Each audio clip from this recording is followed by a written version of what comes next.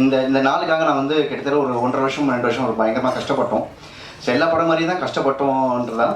But still நெல்சனோட நான் வந்து கிட்டத்தட்ட ஒரு 10 வருஷம் ட்ராவல் பண்ணுறேன். ஒரு நாள் கூத்துலேருந்து அவரோட இது 4வது படம் நானும் அவர் சேர்ந்து ஒர்க் பண்ணுறோம். ஸோ ஒவ்வொரு படமும் வந்து இந்த படம் வந்து ஒரு பெருசாக சக்ஸஸ் ஆகாமல் கமர்ஷியல் சக்ஸஸ் வேணும், ஒரு பெரிய ஒரு செலிப்ரேட் எல்லோரும் பண்ணணும், பட்டி தொட்டி இல்லாமல் இந்த படம் இறங்கணும்னு சொல்லிட்டு ஒவ்வொரு படமும் நாங்கள் வந்து எதிர்பார்ப்போம். பட் ஸ்டில் ஒரு நல்ல படம் பண்ணியிருக்கோம், நல்ல பேர் கிடைக்கும். பட் நாங்கள் எதிர்பார்த்த ஒரு பெரிய ஒரு இது வந்து டிஎன்ஏ மூலமாக எங்களுக்கு கிடச்சிருக்கு. இந்த படம் கமிட் ஆகும்போது எனக்கும் எங்கள் நெல்சன் வந்து ஒரு டீமேவே தான் வந்து ட்ராவல் பண்ணிட்டு இருந்தாங்க. சினிமாட்டோகிராஃபர் பார்த்தீங்கன்னாலும் சரி, music director, art director, co director எல்லாமே ஒரு டீமாக தான் நாங்கள் வந்து இந்த படத்தில் ஒர்க் பண்ணோம். ஸோ எப்படின்னா இந்த படத்தோட சக்ஸஸ் எங்களுக்கு எவ்வளோ பெரிய முக்கியம்னா, இதுக்காக தான் நாங்கள் வந்து என்ன சொல்கிறது அவ்வளோ நிறைய சாக்ரிஃபைஸ் பண்ணோம். நான் இந்த படம் கமிட் ஆகும்போது ஒரு 6-7 ஃபிலிம்ஸ் பண்ணிட்டு இருந்தேன். பட் இந்த படத்தோட அவுட்புட் எனக்கு இப்படி தான் வரும்னு தெரியும். ஸோ என்னால் முடியலனாலும் நைட்டு 3:30 வந்து எடிட்டிங் முடிச்சுட்டு திருப்பி மார்னிங் 7-7:30 இந்த படத்துக்கு எடிட்டிங் போவேன். ஸோ ரொம்ப டயரிங் ப்ராசஸாக இருந்தாலும் பட் எனக்கு வந்து இந்த படத்தோட சக்ஸஸ் இந்த மாதிரி ஒரு நாள் நடக்கும்னு நல்லா தெரியும். ஏன்னா இந்த படத்தோட கோர் எமோஷன்ஸ் வந்து கதை சொல்லும் போதே இருந்தது. ஸோ கண்டிப்பாக இந்த படம் இவ்வளோ பெரிய சக்ஸஸ் வரும்னு தெரியும். பட் இவ்வளோ பெரியசாக எல்லா இடத்துலையும் நாங்கள் எதிர்பார்த்தது இதுதான். இது நடந்திருக்கும்போது ரொம்ப சந்தோஷம். இதில் நடித்த எல்லாருமே அதர்வாகட்டும், நிமிஷா ஆகட்டும், மற்ற நான் ஆடியோ லான்ச் சொன்ன மாதிரி பாலசக்தி சார் ஆகட்டும், போஸ் சார், சுப்பிரமணியம் எல்லாருமே வந்து அவங்க கேரக்டர்ஸ் நல்லா பண்ணியிருக்காங்கன்னு சொல்லிட்டு ஒவ்வொரு ஃபோன்ஸ் வரும்போது நமக்கு எப்படி ஒரு டெக்னீஷியனுக்கு வந்து ஒரு சக்ஸஸ் தெரியும்னா, ஒரு படத்தோட சக்ஸஸ் வந்து படம் ரிலீஸ் ஆன நாள்லேருந்து நிறைய ஃபோன்ஸ் வரும், நிறைய அப்ரிசியேஷன்ஸ் வரும். ட்விட்டர்லேயும் ஃபேஸ்புக்லேயும் இன்ஸ்டாலேயும் நிறைய பேர் நம்மளை டேக் பண்ணி போடும்போது நமக்கு இந்த மொமெண்ட்டுக்காக நம்ம காத்துட்டு இருந்தோன்ற சந்தோஷம் இருந்தது. ஸோ நான் வெரி ஹாப்பி. எங்கள் டீமாக இந்த 4வது தடவை ஒன்றா ஒர்க் பண்ணி திருப்பி ஜெயிச்சிருக்கோன்ற போது ரொம்ப சந்தோஷமாக இருக்குது. இதுக்கு எல்லாமே ஹெல்ப் பண்ண உங்கள் அனைவருக்கும் என்னோட மனமார்ந்த நன்றிகள். தேங்க்யூ. சாரி, என்னோட அசிஸ்டன்ஸ் பிரகதீஷ் அண்ட் காசி, அவங்களுக்கு ரொம்ப தேங்க்யூ. ரொம்ப கஷ்டப்பட்டாங்க அவங்க இந்த படத்தினால. ஸோ அவங்களுக்கு ரொம்ப ரொம்ப தேங்க்யூ. இந்த படத்தோட வெற்றி வந்துட்டு நீங்கள் ப்ரிவியூ ஷோவில் கொடுத்த ஒரு அதிலே தெரிஞ்சிடுச்சு இந்த படம் எப்படி ரீச் ஆக போகுது அப்படின்றது. ஸோ ஃபர்ஸ்ட் ஆஃப் ஆல் அவங்க எல்லாருக்குமே நன்றி தெரிவிச்சுக்கிறேன். டிஎன்டி நெல்சன் சார் வந்து எனக்கு ஆல்மோஸ்ட் ஒரு நாள் பொறுத்தவரை அவரோட ட்ராவல் பண்ணிகிட்ருக்கேன். அவரோட ஃபர்கானா வந்துட்டு ஆல்மோஸ்ட் நான் வந்து கிராஃப்ட் ஒர்க் பண்ணேன். ஸோ அந்த படத்தில் எங்களுக்கு ஒரு நல்ல புரிதல் இருந்துச்சு 2 பேருக்குமே. ஸோ அது மூலமாக வந்துட்டு எனக்கு டிஎன்ஏ வாய்ப்பு வந்து கொடுத்தாப்புல. ஸோ அவர் எனக்கு கொடுத்த வாய்ப்பை நான் பூர்த்தி செஞ்சுருக்கேன்னு நினைக்கிறேன். கண்டிப்பாக பண்ணியிருக்கேன். ஸோ அதோட ரிசல்ட்ஸ் வந்துட்டு சினிமாகிராஃபி பற்றியான ஃபீட்பேக்ஸ் எல்லாமே நிறைய தெரியாத நண்பர்கள்கிட்டேருந்து நிறைய வந்துட்டு இருக்குது. பர்டிகுலராக வந்துட்டு இந்த படத்தோட முக்கியமான விஷயம் வந்து ஹைலைட் பண்ணி சொல்லிட்டு இருக்காங்க சினிமாட்டோகிராஃபிக்கு. ஸோ சினிமாட்டோகிராஃபி அப்ரிஷியேட் பண்ண எல்லாருக்குமே வந்து நான் என்னோட நன்றியை தெரிவிச்சுக்கிறேன். அண்ட் என்னோட ப்ரொடியூசர் அமித்குமார் சார், என்னோட ஃபர்ஸ்ட் ஃபிலிம் ரிலீஸ் ஆகலை. என்னோட ஃபர்ஸ்ட் ஃபிலிம் வந்துட்டு பேச்சு, அது ரிலீஸ் ஆகிறதுக்கு முன்னாடியே வந்துட்டு எனக்கு வந்து இந்த வாய்ப்பு கொடுத்தாங்க. ஸோ அதனால் அவருக்குமே என்னோட நன்றிகளை தெரிவித்து கொடுக்குறேன். அண்ட் அதர்வா சார், நிமிஷா, செட்டில் வந்துட்டு எனக்கு வந்து ஒரு பயங்கரமான கம்ஃபர்ட். 2 பேருமே எந்த இடத்துலையுமே வந்து எனக்கு எதுவுமே ஃபீல் ஆகலை. ஸோ இந்த படத்தோட எமோஷன் இது வந்துட்டு மிஸ் ஆகாமல் நான் வந்து லைட்டிங்காகவும் சரி, ஃப்ரேமிங்காகவும் சரி இதை பேலன்ஸ் பண்ணணும்னு நினச்சேன். அது அவுட்புட்லேயுமே நான் கொடுத்துருக்குன்னு நினைக்கிறேன். So thank you Atharva sir and Nimisha and Subramaniam Siva sir and Bose Venkat sir, எல்லாருக்குமே நன்றி. நல்ல ஒரு ட்ராவல் உங்களோட. அண்ட் என்னோட டைரக்டர் நெல்சன், நிறைய பேச வேண்டியிருக்கு அவரை பற்றி. இந்த படம் ஆப்பர்ச்சுனிட்டி வந்துட்டு எனக்கு ஃபஸ்ட் டைம் எனக்கு கால் பண்ணாப்புல, நம்ம ஒரு படம் ஒர்க் பண்ணுற மாதிரி இருக்கும், பட் இன்னும் நான் கன்ஃபார்ம் பண்ணலை, நான் அப்டேட் பண்ணுறேன் உனக்கு அப்படின்னாப்புல. நான் அப்போ வந்துட்டு ரொம்ப டெஸ்பரேட்டாக வந்து தேடிட்டு இருந்தேன் ஒரு படம், குயிக்காக ஒரு படம் பண்ணணும் அப்படின்னு சொல்லிட்டு. என்னை கூப்பிட்டு ஆஃபீஸ் கூப்பிட்டு ஒரு 20,000 எனக்கு கொடுத்தாப்புல. நீ வந்துட்டு ரொம்ப இதுவாக இருக்க, நீ போயிட்டு எங்கேயாச்சும் ஒரு ட்ராவல் போயிட்டு வா, போயிட்டு வந்தவொடனே என்னை பாரு, நான் ஒரு நல்ல நியூஸ் சொல்கிறேன் அப்படின்னாப்புல. சரின்னு சொல்லிட்டு நான் ஒரு 1 வீக் பொறுத்து மறுபடியும் அவரை போய் மீட் பண்ணேன். அதுக்கப்புறமா தான் இந்த வாய்ப்பு எனக்கு கிடச்சிது. பயங்கர கூலான ஒரு ஜாலியான ஒரு ஆள். என்ன வேணுமோ அதை மட்டும் கரெக்டாக கேட்டு வாங்கிப்பாப்புல. ஸோ அவருக்குமே வந்து மிகப்பெரிய ஒரு நன்றியை தெரிவிச்சுக்கிறேன். அண்ட் என்னுடைய first film Pechi and DNA, இதோட இந்த படத்துக்கான ஒரு முக்கியமான காரணம் என்னுடைய batchmate and cinematographer Gokul Binoy. முக்கியமான நபர் என்னோட லைஃப்பில். ஸோ அவனுக்குமே வந்து என்னோட நன்றியை தெரிவிச்சுக்கிறேன் இந்த ஸ்டேஜில். Thank you all. வணக்கம். நான் வந்து இந்த ஆடியோ லான்ச்சில் என்ன பேசுகிறேன்னு தெரியாமல் அப்படியே ஸ்ட்ரக் ஆகி ஆக்சுவலாக எனக்கு அன்றைக்கி மைண்ட் பிளாக் ஆகிடுச்சு. ஏன்னா இது எனக்கு ரொம்ப முக்கியமான ஒரு படம். ஒரு 20 வருஷ ஜேர்னியோட ஒரு தொடர்ச்சி இது. ஸோ இன்றைக்கி ஓரளவுக்கு ரொம்ப சந்தோஷமாக இருக்கேன். ரெண்டாவது, உங்கள் எல்லாருக்கும் ரொம்ப நன்றி. நீங்கள் அந்த ப்ரீமியர் ஷோ பார்த்துட்டு நீங்கள் கொடுத்த அந்த வரவேற்பில் தான் இந்த படம் வந்து நல்லா பிக்கப் ஆச்சு, மக்கள்கிட்ட போய் சேர்ந்துச்சு. நீங்கள் வேறு நான் வேறு இல்லை. 15 வருஷம் ஜேர்னலிஸ்ட்டாக நான் புதிய தலைமுறை ஆனந்த விகடனில் ஒர்க் பண்ணியிருக்கேன். அது அங்கேருந்து உங்கள் அந்த சீட்லேருந்து தான் நான் இந்த சீட்டுக்கு வந்திருக்கேன். ஸோ உங்களுடைய சப்போர்ட் வந்து எனக்கு ரொம்ப மனசுக்கு நெருக்கமாக இருந்தது. உங்கள் எல்லாருக்கும் ரொம்ப ரொம்ப ரொம்ப நன்றி. அந்த 15 வருட இந்த ஜேர்னலிஸ்ட் ஒர்க்கு தான் வந்து இந்த படத்துக்கு வந்து எழுத எனக்கு வந்து ரொம்ப ஹெல்ப் பண்ணுச்சு.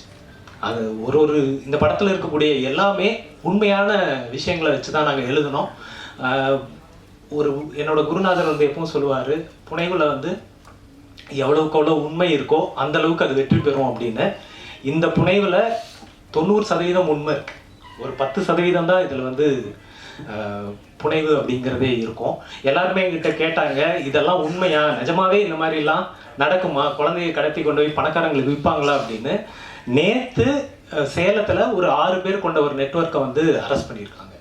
இந்த மாதிரி குழந்தைங்களை வந்து கடத்தி, பச்சை குழந்தைங்களை கடத்தி பணக்காரங்களுக்கு விற்கக்கூடிய ஒரு இவங்களை வந்து நேற்று கடத்தியிருக்காங்க. அதுதான் நம்ம படத்தில் நம்ம காட்டப்பட்ட அந்த விஷயத்துக்கான அந்த உண்மை அப்படிங்கிறது தான். ஏன்னா நாங்கள் வந்து ஒவ்வொரு விஷயமுமே, அந்த பார்ட்டி வந்து இன்னைக்கு எல்லாராலையும் கொண்டாடப்படுறாங்க. அந்த சாத்தூர் விஜயலட்சுமி அப்படிங்கிற அந்த நடிகை வந்து அவங்க அவ்வளோ பிரமாதமாக நடிச்சிருந்தாங்க. அந்த கேரக்டர் வந்து ஒரு ரியல் லைஃப் கேரக்டர். அவங்க ரியல் லைஃப் கேரக்டர்னா கடத்துறவங்க கிடையாது. நான் வந்து சினிமாவில் முதல்ல ஒரு படம் பண்ணேன், அதுக்கப்புறம் ஒரு பெரிய பிரேக்கு, எனக்கு அடுத்து பட வாய்ப்புகள் கிடைக்கல, எனக்கு கிடைச்ச அனுபவங்களும் சரியில்லைன்னு நான் விட்டுட்டு வெளியேறிட்டேன். சினிமாவே வேண்டாம், இனிமேல் சினிமாவே வேலைக்காகுதுன்னு நான் வேலைக்கு போயிட்டேன் திரும்பியும். அங்கே நான் வந்து சந்தித்த ஒரு அம்மா வந்து டெய்லியும் எங்கள் ஆஃபீஸ்க்கு இந்த மாதிரி எடுத்துகிட்டு வருவாங்க, முறுக்கு, சீடை, அதிரசம் அப்படின்னு கொண்டு வருவாங்க. அந்த கேரக்டரை மனசில் வச்சு தான் நான் அந்த கேரக்டரையே நாங்கள் உருவாக்கணும்.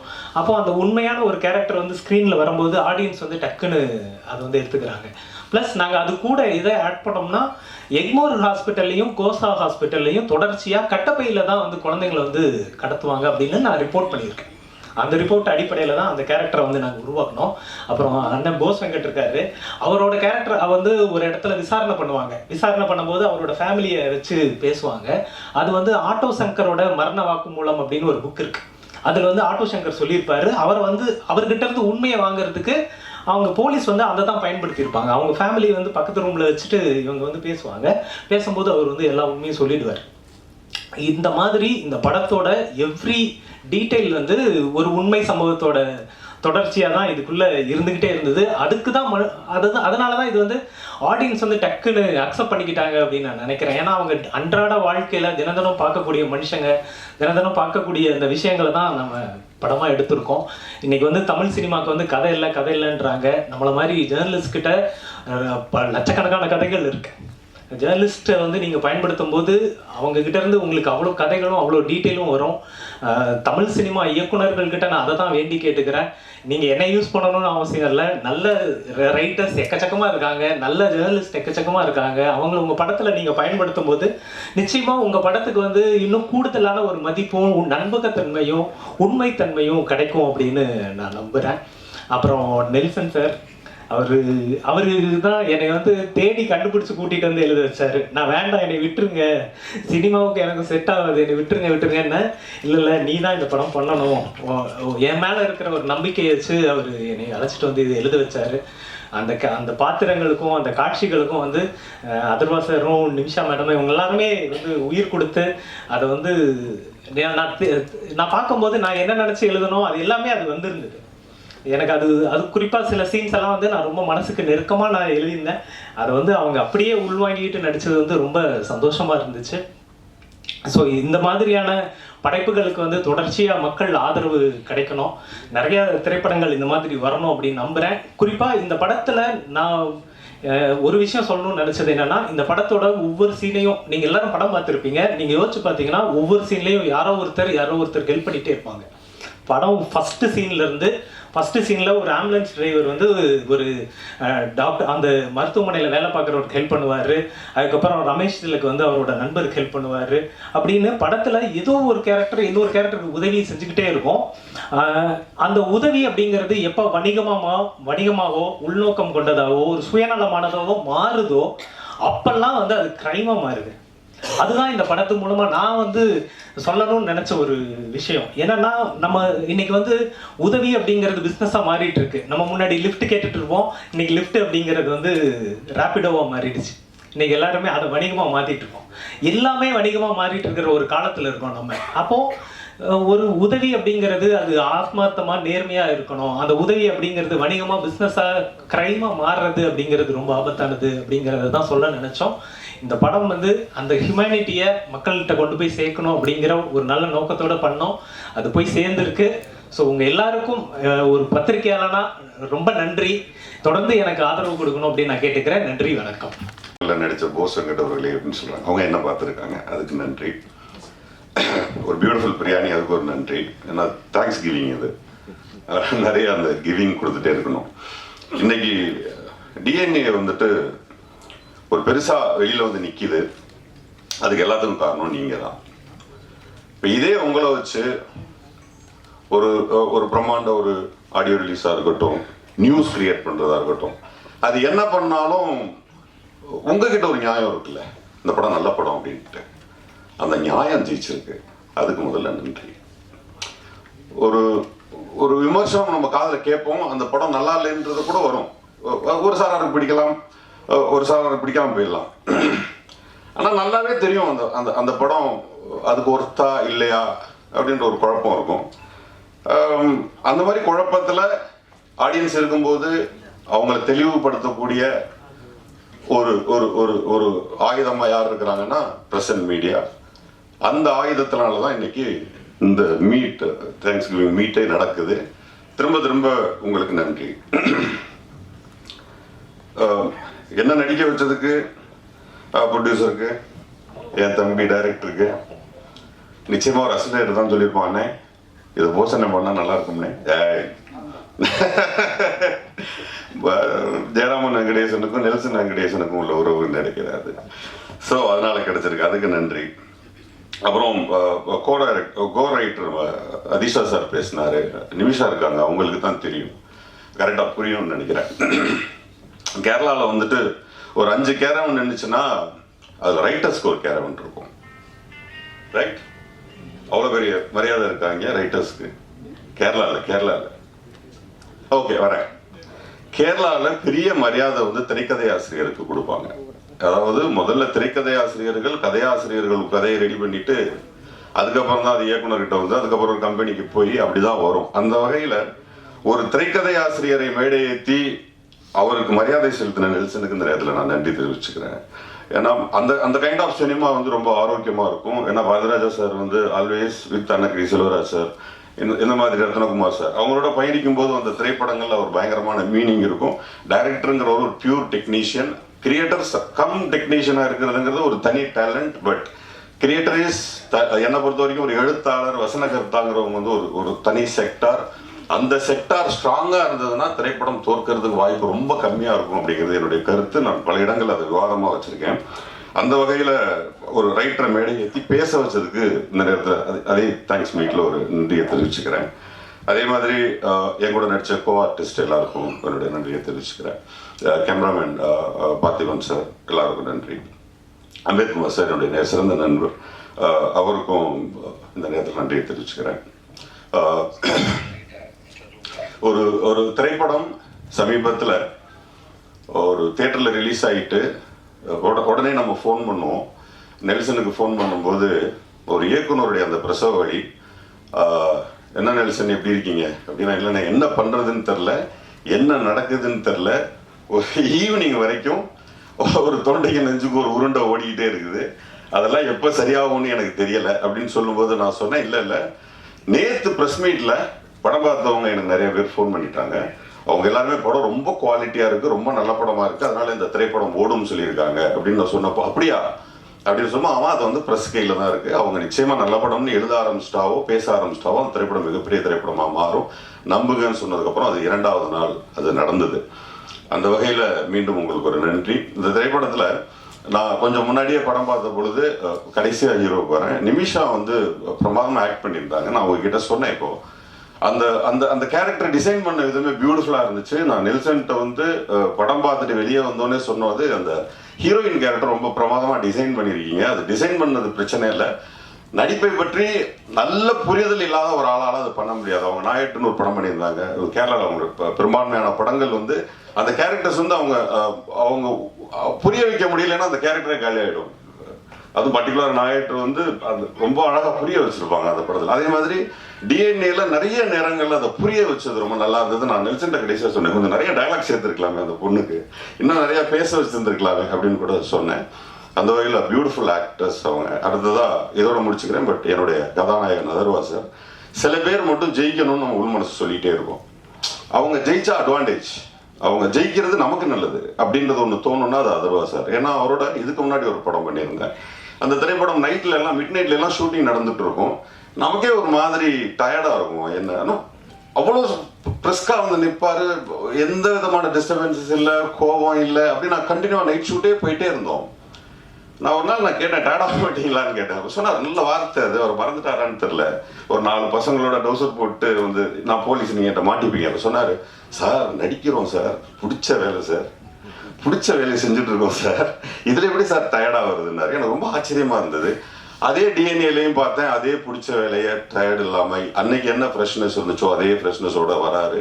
ஸோ அது இயக்குநர்களுக்கும் ப்ரொடியூசர்ஸ்க்கும் சினிமாவுக்கும் ரொம்ப ஆரோக்கியமானதாக இருக்கணும். அதனால் டிஎன்ஏயோட வெற்றியை உண்மையிலேயே என்னுடைய சகோதரர்கள் திரு அதர்வா அவர்களும் சரி, நெல்சனும் சரி, திரு அம்பேத்கரும் சரி, அத்தனை பேரும் ஜெயிக்க வச்சவங்க எல்லாருக்கும் அதை பர்டிகுலர் ஆடியன்ஸ்க்கு நன்றியை தெரிவிச்சுக்கிறேன். நன்றி. பிறகுற குழந்தைங்க உண்மையாலுமே நம்ம குழந்தை தான் வருதா அப்படின்ற எனக்கு எடுத்துட்டு ஒரு 5 ஃபோன் பண்ணாங்க. 5 பேர் ஃபோன் பண்ணாங்க. என்னங்க பயமுறுத்தி விட்டுட்டாரு இந்த டைரக்டரு.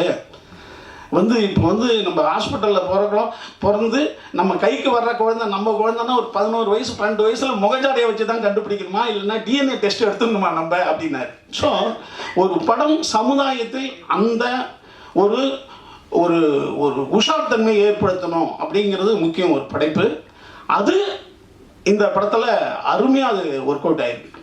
அதுதான் ஒரு படம் வந்து சமூகத்திற்கு ஏதோ ஒரு விழிப்புணர்வை ஏற்படுத்தணும். அது டிஎன்ஏவில் அருமையாக இருக்குது.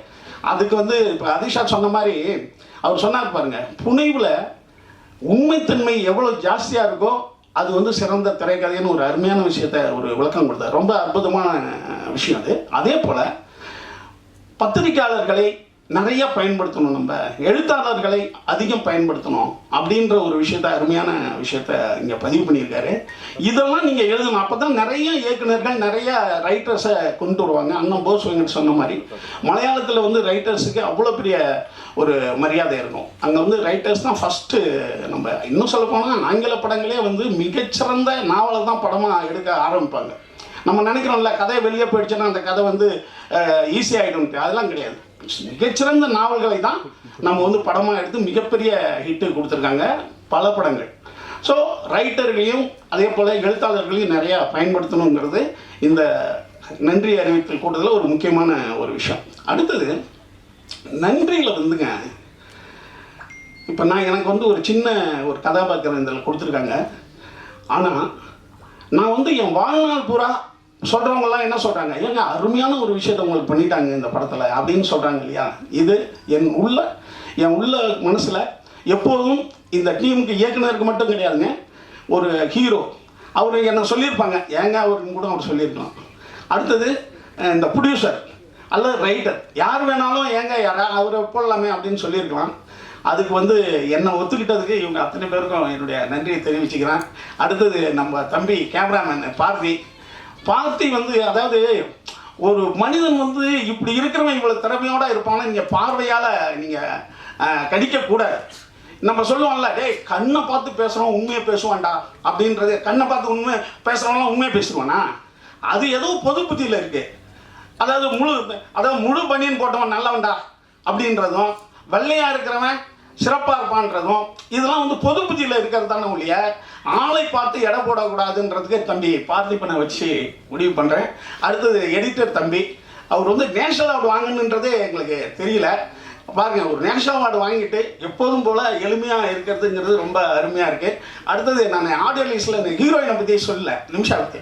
அந்த படத்தில் பார்த்தா அவங்க ஐயோ, அதாவது நாங்கள்லாம் வந்து ஜோதிகா பார்த்து மிரண்டிருக்கோம். அதுக்கு பிறகு வந்து இப்போ சனவத்திரியிலேருந்து ஆரம்பிப்போம் இல்லையா, ஒரு ஆர்டிஸ்ட் இப்படி இருப்பாங்கன்ட்டு. ஐயோ பிரமாதமாக நடிச்சிட்டீங்க, ரொம்ப அற்புதமாக இருந்தது.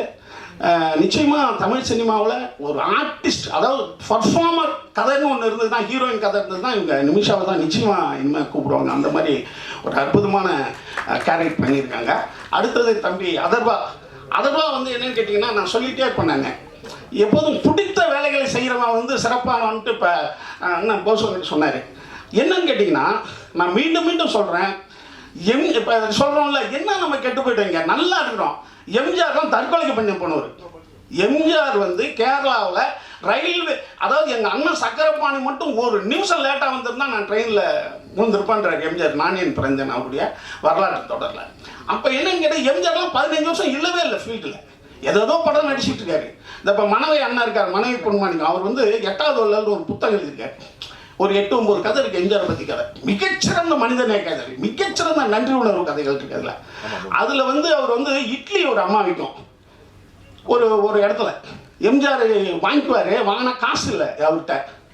காசு இல்லாத போது ஐயோ நான் காசு எடுத்துகிட்டு வரலாமான்னு அந்த கிழவி சொல்லும், தம்பி இதை திருப்பி கொடுத்து நீ இந்த காசை திருப்பி கொடுத்தா என்னுடைய லாப கணக்கு, கொடுக்கலன்னா என்னுடைய தர்ம கணக்குப்பா வச்சுக்கணும்.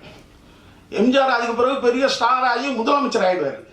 திரும்பி யானை கவுனியில் அவர் முதலமைச்சராகி வரும்போது காரில் சொல்லிட்டு வருவார், ஐயோ இங்கே ஒரு பார்க் இருந்ததுயா, நான் இப்போ வாக்கிங் போகும்போது ஒரு கிழவிட்ட ஒரு 10 இட்லி வாங்கிட்டேன், ஆனால் என்னால் காசே தர முடியல.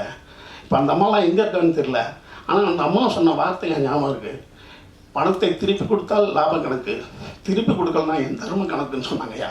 இன்றைக்கும் நான் தர்மம் பண்ணும்போது அந்த அம்மா ஞாபகம் வந்துக்கிட்டே இருக்கும் அப்படின்னு எம்ஜிஆர் சொல்லிட்டு போவார் அந்த காரில். அதில் இருக்குது, அண்ணன் எழுதுன புக்கிலே இருக்குது. இப்போ அடுத்த நாள் போய் அந்த கிழவியை பிடிச்சிருவாங்க. அது அப்போ 40 வயசு, இப்போ 80 வயசில் இருக்கும். எம்ஜிஆர் அவங்கள்ட்ட அறிமுகப்படுத்துவார், இதாம்மா நீ சொன்ன வார்த்தைன்ட்டு. அது புரியவே புரியாது. இல்லைப்பா நான் நல்லா இருக்கணும்போது அவருக்கு அந்த அம்மாவுக்கு ஒரு வீடு கொடுத்து அந்த அம்மா இருக்கிற வரைக்கும் அவருடைய சொந்த பணம் 1000 ரூபா அனுப்பிச்சிட்டே இருப்பார் எம்ஜிஆர். இப்படி ஒரு ஒரு நன்றி, ஒரு உதவி செஞ்சிட்டோம்னா நம்ம வாழ்நாள் பூரா உள்ளே நின்றுட்டு இருக்கீங்களா, அந்த மாதிரி உதவியை நம்ம செஞ்சுக்கிட்டே இருக்கணும். இந்த படத்தில் தம்பி கோ ரைட்டர் சொன்ன மாதிரி யாரோ ஒருத்தவங்க உதவி பண்ணிக்கிட்டே இருக்காங்க. அந்த உதவி செயின் தான் நம்ம வாழ்க்கையை மேன்மைப்படுத்தும், உண்டாக்கும். கடைசியாக ஒன்று சொல்லிட்டு முடிச்சிடுறேன். ராமாயணத்தில் ராமனுக்கு நிறைய பேர் உதவி பண்ணிக்கிட்டே இருப்பாங்க. ராமனுக்கு படுற கஷ்டம் இருக்க, அவன் ரொம்ப நல்லவன், அவன் காட்டுக்கு போய்க்குவான், காட்டுக்கு அவனா பொண்டாடி தூக்கிட்டு போயிடுவான், அதுக்கு பிறகு அவன் போராட்டம். இப்போ நிறையா பேர் உதவி பண்ணி சீதையை மீட்டு வந்துடுவார். இப்போ பட்டாபிஷேகம் நடக்கும். பட்டாபிஷேகம் நடக்கும்போது உதவி பண்ண அத்தனை பேருக்கும் ஒரு பரிசு தருவார் ராமர், கொடுத்துக்கிட்டே வருவார். கடைசியாக ஹனுமான் வருவான். ஹனுமான் வரும்போது ராமர் ஹனுமானுக்கு என்ன தர போறாருன்னு எல்லாம் எதிர்பார்ப்பாங்க. ஏஞ்சி கட்டி பிடிப்போம். ஏன்னா ஹனுமன் செய்த உதவிக்கு திரும்பி ஒரு பொருளை என்னால் தரவே முடியாதுன்னு கட்டி பிடிச்சி நீ ஏங்குள்ளே இருப்ப அப்படின்னு. அப்படி ஒரு உதவியினுடைய மேன்மையை நம்ம அழகாக சொல்கிற இடம் அது. ராமாயணம் உண்மையாக என்னன்னு தெரியாது, அந்த இடம் வந்து அருமையான இடமா எனக்கு பிடிக்கும். அப்போ உதவி செய்யும்போது ஒரு மனிதன் அவனுக்குள்ளே நம்ம போயிடுறோம் அப்படின்ற ஒரு அருமையான கருத்தை இந்த படம் சொல்கிறது மட்டும் இல்லாமல் வாழ்க்கையில் உஷார் தன்மையோடு இருக்கணும் ஒவ்வொரு விஷயத்தையும் அப்படின்னு சொல்லுது. அதோட வந்து இதில் மிகச்சிறந்த முறையில் நடிச்சிருக்காரு. அதுவும் அந்த தம்மு அடிச்சு விட்டுற இடம்லாம் உண்மையான அப்படிப்பட்ட ஆள் தான்ன்ற மாதிரி பயப்படுத்துகிற அளவு பண்ணாங்களா. ஏன்னா ரொமான்ஸாக இந்த வயசில் அவருக்கு நல்லா பண்ணிடலாம். இந்த மாதிரி ஐட்டங்கள்லாம் இருக்குல்ல, அது அப்படியே வாழ்ந்துட்டாருப்பா அப்படின்னு சொல்கிற அளவுக்கு பண்ணாப்புல. ஏன்னா இந்த மாதிரி விஷயங்கள் டஃப்பான ஐட்டங்கள் அதையே சிறப்பாக பண்ணியிருக்காரு. அதர்வா இந்த படத்தின் மூலம் மிகப்பெரிய இடத்துக்கு நிச்சயம் வந்துட்டார்.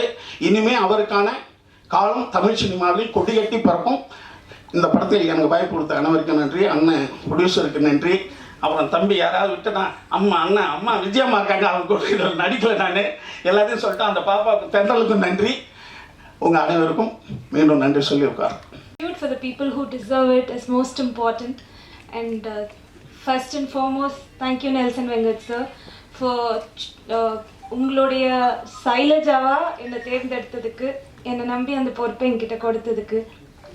And I thank entire cast and crew who worked hard to bring DNA what it is for today, and the production Olympia movies back to back நிறைய hit movies, அப்புறம் நல்ல ஸ்டோரி லைன்ஸ் நிறையா கொடுக்குறாங்க. And I wish the production to give us more movies, and I wish the entire crew for making me a part in this. Thank you so much. Audio launch miss பண்ணிட்டேன். எப்படியோ இன்னைக்கு ரொம்ப luck. நான் இங்கே இருக்கிறது உங்களோட எல்லோரும் உட்காந்து சாப்பிட்டு ரொம்ப என்ஜாய் பண்ணேன். ஃபர்ஸ்ட் ஆஃப் ஆல் சாப்பாடு கொடுத்த ஒலிம்பியா ஃபிலிம்ஸ்க்கு நெல்சன் சாருக்கு ரொம்ப ரொம்ப நன்றி.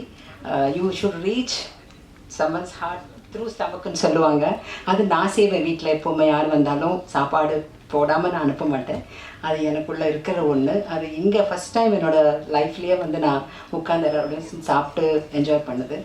டிஎன்ஏ ஃபிலிம் இவ்வளோ சக்ஸஸ் ஆனது ரொம்ப சந்தோஷமாக இருக்குது. இதுக்கு முன்னாடி ஒரு வாரத்துக்கு ஐ மீன் 1 மந்த்துக்குள்ளே ரிலீஸ் ஆன மாமன் நெக்ஸ்ட் ஹிட் இஸ் திஸ். ரொம்ப ரொம்ப ரொம்ப நான் ஃப்ளையிங் மோடில் இருக்கேன். Thank you so much Nelson sir for taking me in this role. ஒத்த காலில் இவர் தான் நின்று ஸ்ட்ரைக் பண்ணி நான் நடிக்கணும்னு சொல்லிட்டு அவர் சொன்னது ரொம்ப ரொம்ப நன்றி. அதர்வா யூஆர் ராக்கிங் அண்ட் அவ்வளோ ஃப்ரெஷ்ஷாக அவ்வளோ நல்லா இன்டென்ஸ் பர்ஃபார்மன்ஸ் கொடுக்க முடியும்னா அது உங்களால் தான் முடியும். Nimisha you are amazing. ஒரு சில முகங்கள் வந்து நின்னாலே போதும், அவங்க நடிக்கவே வேண்டாம், அப்படி ஒரு இன்டென்ஸ் ஃபேஸஸ் சில பேர் இருக்காங்க. அதில் யூஆர் வண்டர்ஃபுல் பர்ஃபார்மர். அண்ட் அந்த கீ ரோல் பண்ணின Thendral, you did so good the dual role. And அருமையான எழுத்துக்களோட, அருமையான விஷுவல்ஸோட, அருமையான ட்ரீட்மெண்ட்டோட, அருமையாக எக்ஸிக்யூட் பண்ணினா என்னோட இயக்குனருக்கு நான் ரொம்ப ரொம்ப நன்றி சொல்லணும். Thank you so much Bose sir. உங்களோட நான் காம்பினேஷனில் நான் நடிக்கவே இல்லை. I think we did 1 film இல்லை டீசல். ஆமாம், ஒரே ஒரு ஷார்ட், அது டீசல் தான். ஒரே ஒரு ஸ்மால் சீனில் பண்ணோம். பட் அது பத்தலை எனக்கு. I need to work more powerful faces. Thank you so much. And நன்றி நன்றி நன்றி நன்றி தவிர வேறு எதுவும் இல்லை சொல்கிறதுக்கு. Thank you so much. ஆனால் எவ்வளோ நேரம் இருக்குது, உங்களுக்கு எவ்வளோ பொறுமை இருக்குது, எவ்வளோ தூரம் வந்து ஸ்டேஜில் இருக்கிறவங்களுக்கு பொறுமை இருக்குது அப்படின்னு தெரில. என்னால் முடிஞ்ச அளவுக்கு நான் சீக்கிரமாகவும் சுருக்கமாகவும் வாட்ச் பார்க்குறேன் மணிகண்டன். ரொம்ப நன்றி. முதல்ல உங்கள் எல்லாரையும் பார்க்குறதுக்கு ரொம்ப சந்தோஷமாக இருக்குது. நீங்கள் சந்தோஷமாக சாப்பிட்றத பார்க்க ரொம்ப சந்தோஷமாக இருக்குது. ஏன்னா தமிழ் சினிமாவுடைய சூழலில் ஒரு படத்தினுடைய வெற்றி, அதற்கான ஒரு சூழல் அமையிறது அப்படிங்கிறது ஒரு இயக்குனர் நல்ல படம் எடுக்கிறதுனால மட்டும் கிடையாது. அந்த படம் வந்து சரியான ரிலீஸ் தேதி வரணும், அது அந்த இயக்குனர் கையில் கிடையாது. அந்த படம் வந்து சரியான பப்ளிசிட்டி கிடைக்கணும், அதுவும் அந்த இயக்குனர் கையில் கிடையாது. அந்த படம் வந்து டிஸ்ட்ரிபியூட்டர் சைடில் ஒரு கான்ஃபிடென்ஸை க்ரியேட் பண்ணணும், அதுவும் அந்த இயக்குனர் கையில் கிடையாது. அப்புறம் போஸ்டர் ஓட்டுறதுலேருந்து ப்ரொமோஷன் பண்ணுற வரைக்கும் ஒரு படத்தினுடைய வெற்றி அது ஒரு நல்ல படமா இல்லை நல்லா இல்லாத படமாங்கிறத தாண்டி ஒரு வெற்றியை தீர்மானிக்க பல விஷயங்கள் கைகூட வேண்டியிருக்கு, ஒன்று சேர வேண்டியிருக்கு, ஒத்துழைக்க வேண்டியிருக்கு, உழைப்பை போட வேண்டியிருக்கு. பல நன்றி கடன்களால் மட்டும்தான் அந்த வெற்றியும் பூர்த்தி அடைகிற மாதிரியான சூழல் இன்னைக்கு தமிழ் சினிமாவில் இருக்குது. அப்படி இருக்கும்போது ஒரு நல்ல படத்தை எடுத்துகிட்டு சந்தோஷமாகவும் நிம்மதியாகவும் இருக்க முடியாமல் இந்த படம் எப்படி போய் மக்களை சேரும், அதை போய் சேர வேண்டிய அந்த பாதை அந்த படத்திற்கு சுமூகமாக இருக்குமா இல்லை அது சேலஞ்சிங்காக இருக்குமா அப்படிங்கிற பதட்டத்தோட வெள்ளிக்கிழமையும் சனிக்கிழமையும் கடந்துட்டு இருக்கிற பல இயக்குநர்கள் சார்பாக உங்கள் எல்லாருக்கும் என்னுடைய முழு நன்றி. உங்களுடைய அன்புக்கும் ஆதரவுக்கும், நீங்கள் இந்த டிஎன்ஏ படத்துக்கு எங்கள் மேலே காமிச்ச அன்புக்கும் இந்த படத்து மேலே காமிச்ச அன்புக்கும் உங்கள் எல்லாருக்கும் ரொம்ப ரொம்ப ரொம்ப ரொம்ப நன்றி. ரொம்ப தேங்க்யூ. கிட்டத்தட்ட இது 9 வருஷம் தாண்டி 10வது வருஷம் சினிமாவில். I don't feel very old. ஏன்னா சினிமாவுக்கு கொஞ்சம் வெளியில இருந்து தான் நான் சினிமாவை இயக்கியிருக்கேன். இந்த படம் என்ன சினிமாவை கொஞ்சம் உள்ளே கூட்டிகிட்டு வந்த மாதிரி நான் ஃபீல் பண்ணுறேன். எங்கேருந்து ஆரம்பிக்கிறதுன்னு தெரியல. இந்த படம் உருவாகிறதுக்கு காரணமாக இருந்த சில இதயங்கள், அவங்களுக்கு என்னுடைய முதல் நன்றிகளை நான் சொல்லணும். ஆனந்துக்கும் திவ்யாவுக்குமான கதை வந்து கிட்டத்தட்ட எனக்கு 2009-10 என்கிட்ட அந்த கதை உள்ளுக்குள்ளே இருக்குது. இந்த ஆனந்தும் திவ்யாவும் பேர் வேற வேற, பட் இதை நான் வந்து என் வாழ்க்கையில் பார்த்த உண்மையான கதாபாத்திரங்கள். இந்த மாதிரி ஒரு குடும்பத்துல, ஒரு 20 பேர் இருக்கிற குடும்பத்துல ஒருத்தரை மட்டும் அவங்களுடைய விஷயங்களை புரிஞ்சுக்காம, அவங்களுக்கு தேவையான அன்பையும் அரவணைப்பையும் காமிக்காம, அவர்களை வந்து ஒரு தனித்துவமாகவும் ஒரு அந்த குடும்பத்தினுடைய போக்கோடு ஒன்று சேராத ஒரு ஆட்களாகவும் ட்ரீட் பண்ணும்போது, அவங்க கோத்ரூ பண்ணக்கூடிய அந்த வழி இருக்குல்ல, ஒரு 20 பேர் இருக்கிற குடும்பத்துல எப்பவுமே ஒரு நல்லதோ ஒரு கெட்டதோ ஒரு டிஸ்கஷனோ இல்ல வந்து ஒரு முடிவோ இல்ல ஒரு ஊருக்கு போறோம்னா கூட அவனுக்கு விருப்பம் இருக்கான்னு கூட இல்ல அவளுக்கு விருப்பம் இருக்குமான்னு கூட கேட்காத மாதிரியான உயிர்கள் வந்து நிறைய சமூகத்துல இருக்கு. ஒரு குடும்பத்துல அவங்க ஒருத்தர் மட்டும் ஒட்டாம இருப்பாங்க. அப்படி நான் நிறைய கதாபாத்திரங்களை பார்த்துருக்கேன். அவங்களோட வழியை நான் வந்து பகிர்ந்திருக்கிறேன். எங்க குடும்பத்திலேயே நான் பார்த்துருக்கிறேன், என்னோட நண்பர்கள் குடும்பத்துல பார்த்துருக்கேன். ஸோ அந்த மாதிரி நான் பார்த்த 2 கதாபாத்திரம் தான் ஆனந்தும் திவ்யாவும். அவங்க 2 பேருக்குலாம் அவங்களுக்கு கல்யாணம் ஆகுமா அப்படிங்கிற டிஸ்கஷன்ல எனக்கு இந்த கதையே வந்து கிட்டத்தட்ட பல வருஷங்களுக்கு முன்னாடி தோணுச்சு. அந்த டிஸ்கஷன் என் முன்னாடி ஒருத்தர் பேசிட்டு இருக்கும்போது, சரி நீங்க பண்ணலன்னா என்ன, அந்த கல்யாணத்தை நான் பண்ணி வைக்கிறேன், அவங்க 2 பேரும் ரொம்ப சந்தோஷமா வாழ்வாங்க அப்படின்னு நான் அன்னைக்கு எடுத்த முடிவு கிட்டத்தட்ட 14-15 ஆண்டுகளுக்கு தாண்டி இப்படி டிஎன்ஏன்னு ஒரு படமா அதுல வந்து அந்த கை குழந்தை சம்பந்தப்பட்ட ஒரு கிரைம் சம்பந்தப்பட்ட ஒரு விஷயமாவும் உங்களை வந்து சேர்ந்தடைஞ்சிருக்கும் போது எனக்கு என்ன தோணுதுன்னா, ஒரு பவர்ஃபுல் ஸ்டோரி, அதுக்குள்ள ஒரு பவர்ஃபுல் எமோஷன், அதை தாங்கி பிடிக்கிற கதாபாத்திரங்கள் இருந்தாலும், இன்னும் 10 வருஷம் கழிச்சு இந்த நான் கதையை எடுத்திருந்தாலும் அதற்கான வரவேற்பும் அன்பும் மக்களிடமிருந்தும் சரி உங்களிடமிருந்தும் சரி கிடைச்சிருக்குங்கிற நம்பிக்கையை விதைச்சதுக்கு உங்க எல்லாருக்கும் அடுத்த நன்றி. அந்த உண்மையான ஆனந்துக்கும் அந்த உண்மையான திவ்யாவுக்கும் இந்த வெற்றியை நான் சமர்ப்பிக்கிறேன். அவர்கள் இன்னும் உயிரோடு இருக்கிறாங்க, ஆனா வேற ஆட்களை கல்யாணம் பண்ணிட்டு ரொம்ப சந்தோஷமா இருக்கிறாங்க. அவங்களுக்கு இந்த வெற்றியை நான் சமர்ப்பிக்கிறேன். ஆனந்துக்கும் திவ்யாவுக்கும் இந்த வெற்றி சமர்ப்பணம். அடுத்தது இந்த படம் நடக்கிறதுக்கு வந்து சுரேஷ் சந்திரா சார், நம்ம அதர்வா பிரதரை மேனேஜ் பண்ணிட்டு இருக்காரு. சார் வந்து ஒரு முக்கியமான காரணம். அவரை நான் இந்த படத்தை பத்தி பேசுறதுக்கு ஒரு நாள் முன்னாடி ஒரு காஃபி ஷாப்ல பார்த்தேன். நாங்க வேற ஏதோ பேசிட்டு பிரிஞ்சு போயிட்டோம். திருப்பி அடுத்த நாள் வந்து நம்ம அம்பேத்கருடைய ஆபீஸ்ல பார்த்தேன். அப்போ நான் வந்து ப்ரொடியூசர், தயாரிப்பாளர், நம்ம அம்பேத்கருக்கு சொன்ன கதையை நீ சொல்லாதப்பா அப்படின்ட்டு சுரேஷ் சந்திரா சார்ட்ட வந்து என்னோட ப்ரொடியூசர் சொல்றாரு. கிட்டத்தட்ட நான் ஒரு தெரியல 100கணக்கான ஆட்கள்கிட்ட சினிமால இந்த 9 வருடத்துல கதை சொல்லியிருப்போம். முதல் முறையா என்னோட கதையை என் முன்னால் ஒரு ஒரு ஒரு ஒரு சுரேஷ் சந்திரா சார் கிட்ட நான் எப்படி சொல்வேனோ, சொன்னேனோ, எங்கே நிறுத்தினேனோ, எதை வந்து ஒரு ஹைலைட்டா நான் ஹைலைட் பண்ணி டிராமாட்டிக்கா சொன்னனோ அதை அப்படியே வந்து எங்க ப்ரொடியூசர் அம்பேத்குமார் சொன்னாரு. அப்பதான் நான் கன்வின்ஸ் ஆனேன், ஓகே இவருக்கு இந்த கதை உண்மையிலே பிடிச்சிருக்கு, இந்த படம் வந்து நடக்கும் அப்படின்னு சொல்லி. அந்த மொமெண்ட் நான் என்னைக்குமே மறக்க மாட்டேன். அதுக்கப்புறம் வந்து அதர்வா பிரதர் கூட நான் ஃபர்ஸ்ட் ஒரு மீட்டிங் தான் நான் பேசினேன் கதை சொல்லும் போது. அதுக்கப்புறம் நான் படம் முடிவாகிற வரைக்கும் நெருக்கத்தில் தான் நான் பேசுகிற சூழ்நிலை நடந்துச்சு. ஸோ இந்த படம் நடப்பதற்கும் இந்த படத்துடைய ஆரம்ப புள்ளியில் ஒரு முக்கிய அங்கமாகவும் காரணமாகவும் இருந்த சுரேஷ் சந்திரா சாருக்கு என்னுடைய நன்றி. அடுத்தது இந்த படத்துடைய இந்த படம் இன்னைக்கு டிஎன்ஏவா வெளியில வந்திருக்குன்னா இதுக்கு பல நல்ல உள்ளங்கள் பின்னாடி நிறைய வேலை செஞ்சிருக்காங்க. அதுல வந்து திங் மியூசிக் எங்க படத்துடைய ஆடியோ வாங்கியிருக்காங்க. அந்த திங் மியூசிக் டீமுடைய சப்போர்ட் வந்து ரொம்ப பெரிய சப்போர்ட். அவங்களோட வைஸ் பிரசிடென்ட் சந்தோஷுக்கு என்னுடைய மிகப்பெரிய நன்றி. அவர் என்னுடைய நண்பர். நாங்கள் மைக்கு வெளியில வேற மாதிரி தான் பேசுவோம். கிட்டத்தட்ட சந்தோஷம் எனக்கு 18-19 வருஷமா தெரியும். நான் சொன்னேன் இல்லையா, இந்த சினிமாவில் வந்து இந்த நல்ல உள்ளங்கள் அப்படின்னு இந்த கதையில சில விஷயம்லாம் சொல்றோம்ல, நானும் சந்தோஷம் ஒரு காலேஜ் ஸ்டூடெண்டா பழகுறோம். அங்கிருந்து 2 பேருடைய பயணம் வேற. ஆனா இன்னைக்கு நான் டிஎன்ஏல ஒரு இயக்குனராகவும், அவர் அந்த பக்கம் திங் மியூசிக்ல வந்து ஒரு கண்டென்ட் பையராகவும், இல்லை இன்னைக்கு இண்டஸ்ட்ரியில இருக்கக்கூடிய ஒரு வெல்விஷராகவும் ஒரு ஃப்ரெண்டாகவும் பார்க்கும்போது எல்லாரும் சேர்ந்து இந்த படத்தை வந்து உங்ககிட்ட கொண்டு வந்து ப்ரெஸ் பண்ற அனுபவம் வந்து எனக்கு ரொம்ப திருப்தியா இருந்துச்சு. லைஃப் இஸ் ஆல்வேஸ் அ சர்க்கிள்னு சொல்லுவோம்ல, அது அடிக்கடி நமக்கு லைஃப் சொல்லிட்டே இருக்கிற மாதிரி தான் நான் பார்க்குறேன். சந்தோஷுக்கு ரொம்ப ரொம்ப ரொம்ப ரொம்ப ரொம்ப நன்றி. அடுத்தது வந்து என்னுடைய காஸ்ட் அண்ட் க்ரூ. நான் அதை பற்றி சுருக்கமாக சொல்லிடுறேன். ஏன்னா இன்னும் பல இடங்களில் நான் அவளை பற்றி பேசியிருக்கிறேன், குருவை பற்றி பேசியிருக்கிறேன். ஸோ அதுக்கு நான் டைம் அதிகமாக எடுத்துக்க விரும்பல. குருவை பற்றி சொல்லணும்னா, பார்த்திபன் வந்து ஒரு மிகச்சிறந்த திறமைசாலி. அவர் பார்க்க மட்டும் கொஞ்சம் ராம்ஜி மாதிரி இருப்பார்ல. ராம்ஜி சார் வந்து எங்களுக்கு ஃபேவரட் சினிமாட்டோகிராஃபர். அவர் பார்க்க அப்படி தான் இருப்பார்ல. ஒரு நம்ம ராண்டி சார்கிட்ட ஒர்க் பண்ணார், நேனோ கிடையில ஒர்க் பண்ணியிருக்காரு. ஒரு கடுமையான உழைப்பாளி, காஞ்சிபுரத்துக்காரரு. மெட்ராஸ்க்கான வாடகை இன்னும் பார்த்திக்கு வரல. பார்த்தியை நான் வந்து கிட்டத்தட்ட 2015 ஒரு நாள் கூத்து ஷூட்டிங்ல நான் எப்படி பார்த்தேனோ அந்த உடம்புல 1/2 கிலோ கூட எக்ஸ்ட்ரா போடல. 2025 டெய்லி காலையில் எழுந்திரிச்சு 10 கிலோமீட்டர் ஓடிட்டு இருக்கு பீஸ். அதனால 2025 பார்த்தி அப்படியே இருக்கிறாப்ல. ஆனா அவருடைய திறமை பன்மடங்கு உயர்ந்திருக்கு. பார்த்தி வந்து ஒரு டெடிகேட்டட் கேமராமேன். இந்த படத்துல வந்து நான் ஆக்சுவலா முந்தைய 3 படங்கள்ல கோகுல ரொம்ப டார்ச்சர் பண்ணிருக்கேன். ஆனா இந்த படத்துல எனக்கு என்ன வேணுங்கிறத நான் பார்த்தி கிட்ட தெளிவா சொல்லிட்டு பார்த்திக்கிட்டே நிறைய முடிவுகளுக்கான பொறுப்புகளை விட்டுட்டேன். அதனால பல முக்கியமான முடிவுகள் வந்து இந்த படத்துல பார்த்து எடுத்தது விஷுவலி. இன்னைக்கு ஒவ்வொரு விமர்சனத்திலையும், ஒவ்வொரு ட்வீட்லையும், ஒவ்வொரு இன்ஸ்டாகிராம் போஸ்ட்லையும், ஏன் ஒரு காமன் ஆடியன்ஸ் வந்து அவங்க கொடுக்கக்கூடிய ரிவ்யூவிலையும் சினிமோட்டோகிராஃபியை ரொம்பவும் அப்ரிஷியேட் பண்றாங்க அப்படிங்கிறது எனக்கு ரொம்ப சந்தோஷமா இருக்கு. உங்ககிட்ட ஒரு முக்கியமான விஷயம் சொல்லணும்னு நினைக்கிறேன். ஒரு மிகப்பெரிய படத்துல ஒரு பெரிய ஹீரோ, பெரிய பட்ஜெட், பெரிய பட்ஜெட் நான் சொல்றது வெறும் நம்பரை குறிக்கிறதுல சொல்றேன்.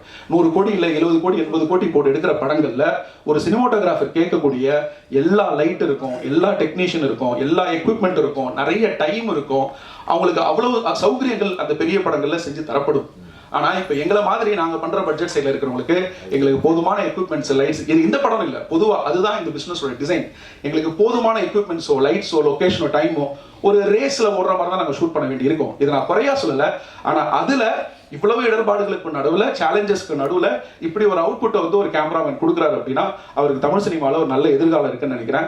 பார்த்தி ஒரு நிறைய திறமைசாலி, இயக்குநர்களும் தயாரிப்பாளர்களும் இனிமேல் ஒரு பயன்படுத்திக்கிட்டது அவருடைய பொறுப்பு. So congratulations Parthi, I'm very happy for you. இந்த சக்ஸஸ்க்காக நீங்கள் பல வருஷம் காத்துட்டு இருந்தீங்க. இந்த மேடைக்காக நீங்கள் பல தியாகங்களை செஞ்சுருக்கிறீங்க. நீங்கள் நினைச்ச விஷயங்கள்லாம் நடக்கும். உங்களுக்கு என்னுடைய வாழ்த்துக்கள். அடுத்தது எடிட்டர் சாபுக்கு வந்து இது 4வது படம். அவர் ஒரு வாட்டி படம் நடக்கும் போது இந்த ஆளோட சண்டை போட்டு நம்ம நாளைக்கு பேச மாட்டோங்கிற மைண்ட் செட்டு தான் அவர் வீட்டுக்கு போவார். இதை பல இடத்துல அவர் சொல்லியிருக்காரு. இந்த வாட்டி அந்த மாதிரி நிறைய நடந்துச்சு. சாபுவுடைய நேரத்துக்கும் உழைப்புக்கும் நான் என்றைக்குமே வந்து தேங்க்ஃபுல்னு சொல்லுவேன். ஒரு கட்டத்தில் இந்த படத்தினுடைய போஸ்ட் ப்ரொடக்ஷன், ஏன்னா ரொம்ப குறுகிய காலகட்டத்தில் நாங்கள் ரிலீஸ் பண்ண முடிவெடுத்தோம். இந்த படத்தில் போஸ்ட் ப்ரொடக்ஷன் ஃபுல்லாகவே வந்து என்னோட எடிட்டர் தான் ட்ரைவ் பண்ணார். அப்புறம் அவர் ஒரு முக்கியமான அளவுகோல் என்னுடைய படங்களுக்கு. அவர் சிரிக்கிற இடங்கள்ல முதல்ல அந்த ரஷ் பார்த்து அவர் சிரிச்சாருன்னா தேட்டரில் சிரிப்பாங்க. இன்ன வரைக்கும் சொல்கிறேன், அவர் எங்கெங்கெல்லாம் இந்த தேட்டரில் ஆடியன்ஸ் சிரிப்பாங்கன்னு நினைச்சாங்களோ, எங்கெங்கெல்லாம் பயங்கர சுவாரஸ்யமாக சீட் எட்ஜில் வந்து பார்ப்பாங்கன்னு நினைச்சாரோ நான் கூட நம்பல. ஆனால் அவர் ரொம்ப உறுதியாக இருந்தார். அந்த உறுதித்தன்மை ஒரு எடிட்டருக்கு ரொம்ப முக்கியம் நினைக்கிறேன். சாபுக்கு வாழ்த்துக்கள். ரொம்ப சந்தோஷம். இந்த வெற்றி வந்து உங்களுக்கான வெற்றி. நிறைய பேரில் வந்து விறுவிறுப்பான எடிட்டிங் மட்டும் எழுதாமல் எடிட்டர் கொஞ்சம் கத்திரி போட்டுருக்கலாம் அப்படின்னு எழுதாமல் இந்த எடிட்டிங் வந்து ரொம்ப சிறப்பாக பண்ணியிருக்காரு அப்படின்னு சொல்லி எல்லா விமர்சனத்தில் எழுதியிருக்காங்க. ரொம்ப சந்தோஷமா இருக்கு. சாபுக்கு வாழ்த்துக்கள். அதிஷாவோட ரைட்டிங் வந்து ஒரு பெரிய ஜேர்னி. ரைட்டிங் வந்து ஒரு தனிப்பட்ட பர்சனல் ப்ராசஸ் ஒரு டைரக்டருக்கு. அவரோட அரசியல், அவரோட பார்வை, அவரோட ஃபிலாசபி, அவரோட ரசனை, சாய்ஸஸ், அப்புறம் டயலாக் ஸ்லாங்லேருந்து பல விஷயங்கள் வந்து அந்த ரைட்டரோட வந்து ஒத்துப்போனோம். அந்த டேஸ்ட் வந்து செட் ஆகணும். எனக்கு அதிஷாவுக்கும் செட் ஆகுமான்னு நிறைய டவுட் இருந்துச்சு. அதிஷா பற்றி உங்கள் எல்லாருக்கும் நிறைய பேர் தெரிஞ்சிருக்கும். அவரை கையாளுறது சாதாரண விஷயம் கிடையாது. ஆனால் அது எல்லாத்தையும் மீறி எனக்கும் அதிஷாக்கும் வந்து இந்த ஜேர்னி உருவானது காரணம் ஐ திங்க் ஒரு சின்ன எக்ஸ்சேஞ்ச் ஆஃப் லவ், ஒரு அன்பு இருக்கு அப்படின்னு நினைக்கிறேன். நான் நல்லா இருக்கணும்னு நீங்களும், நீங்க நல்லா இருக்கணும்னு நானும் நினைக்கிறேன். அந்த அன்பு தான் எங்களை வந்து ஜேர்னியை டிராவல் பண்ண ஆரம்பிச்சது. அப்புறம் நாங்கள் ரொம்ப நெருங்கிய நண்பர்கள் ஆயிட்டோம். அதிஷா கிட்ட ஒரு அழகான சமூக சாமானிய பார்வை இருக்கு. அது எனக்கு ரொம்ப பிடிச்சிருக்கு. மற்றபடி அவருடைய எழுத்து திறமையை பற்றி பேசுறதுக்கான சூழல் நேரம் நிறைய இருக்கு. நான் அப்புறம் பேசிக்கிறேன்.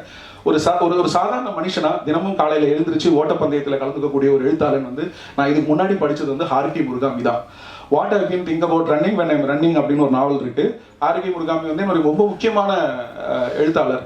ஸோ எனக்கு அதிஷாவை பார்க்கும்போதெல்லாம், சிங்கப்பூர்ல இருக்காரு, நோபல் பரிசு பெற்ற எழுத்தாளர்.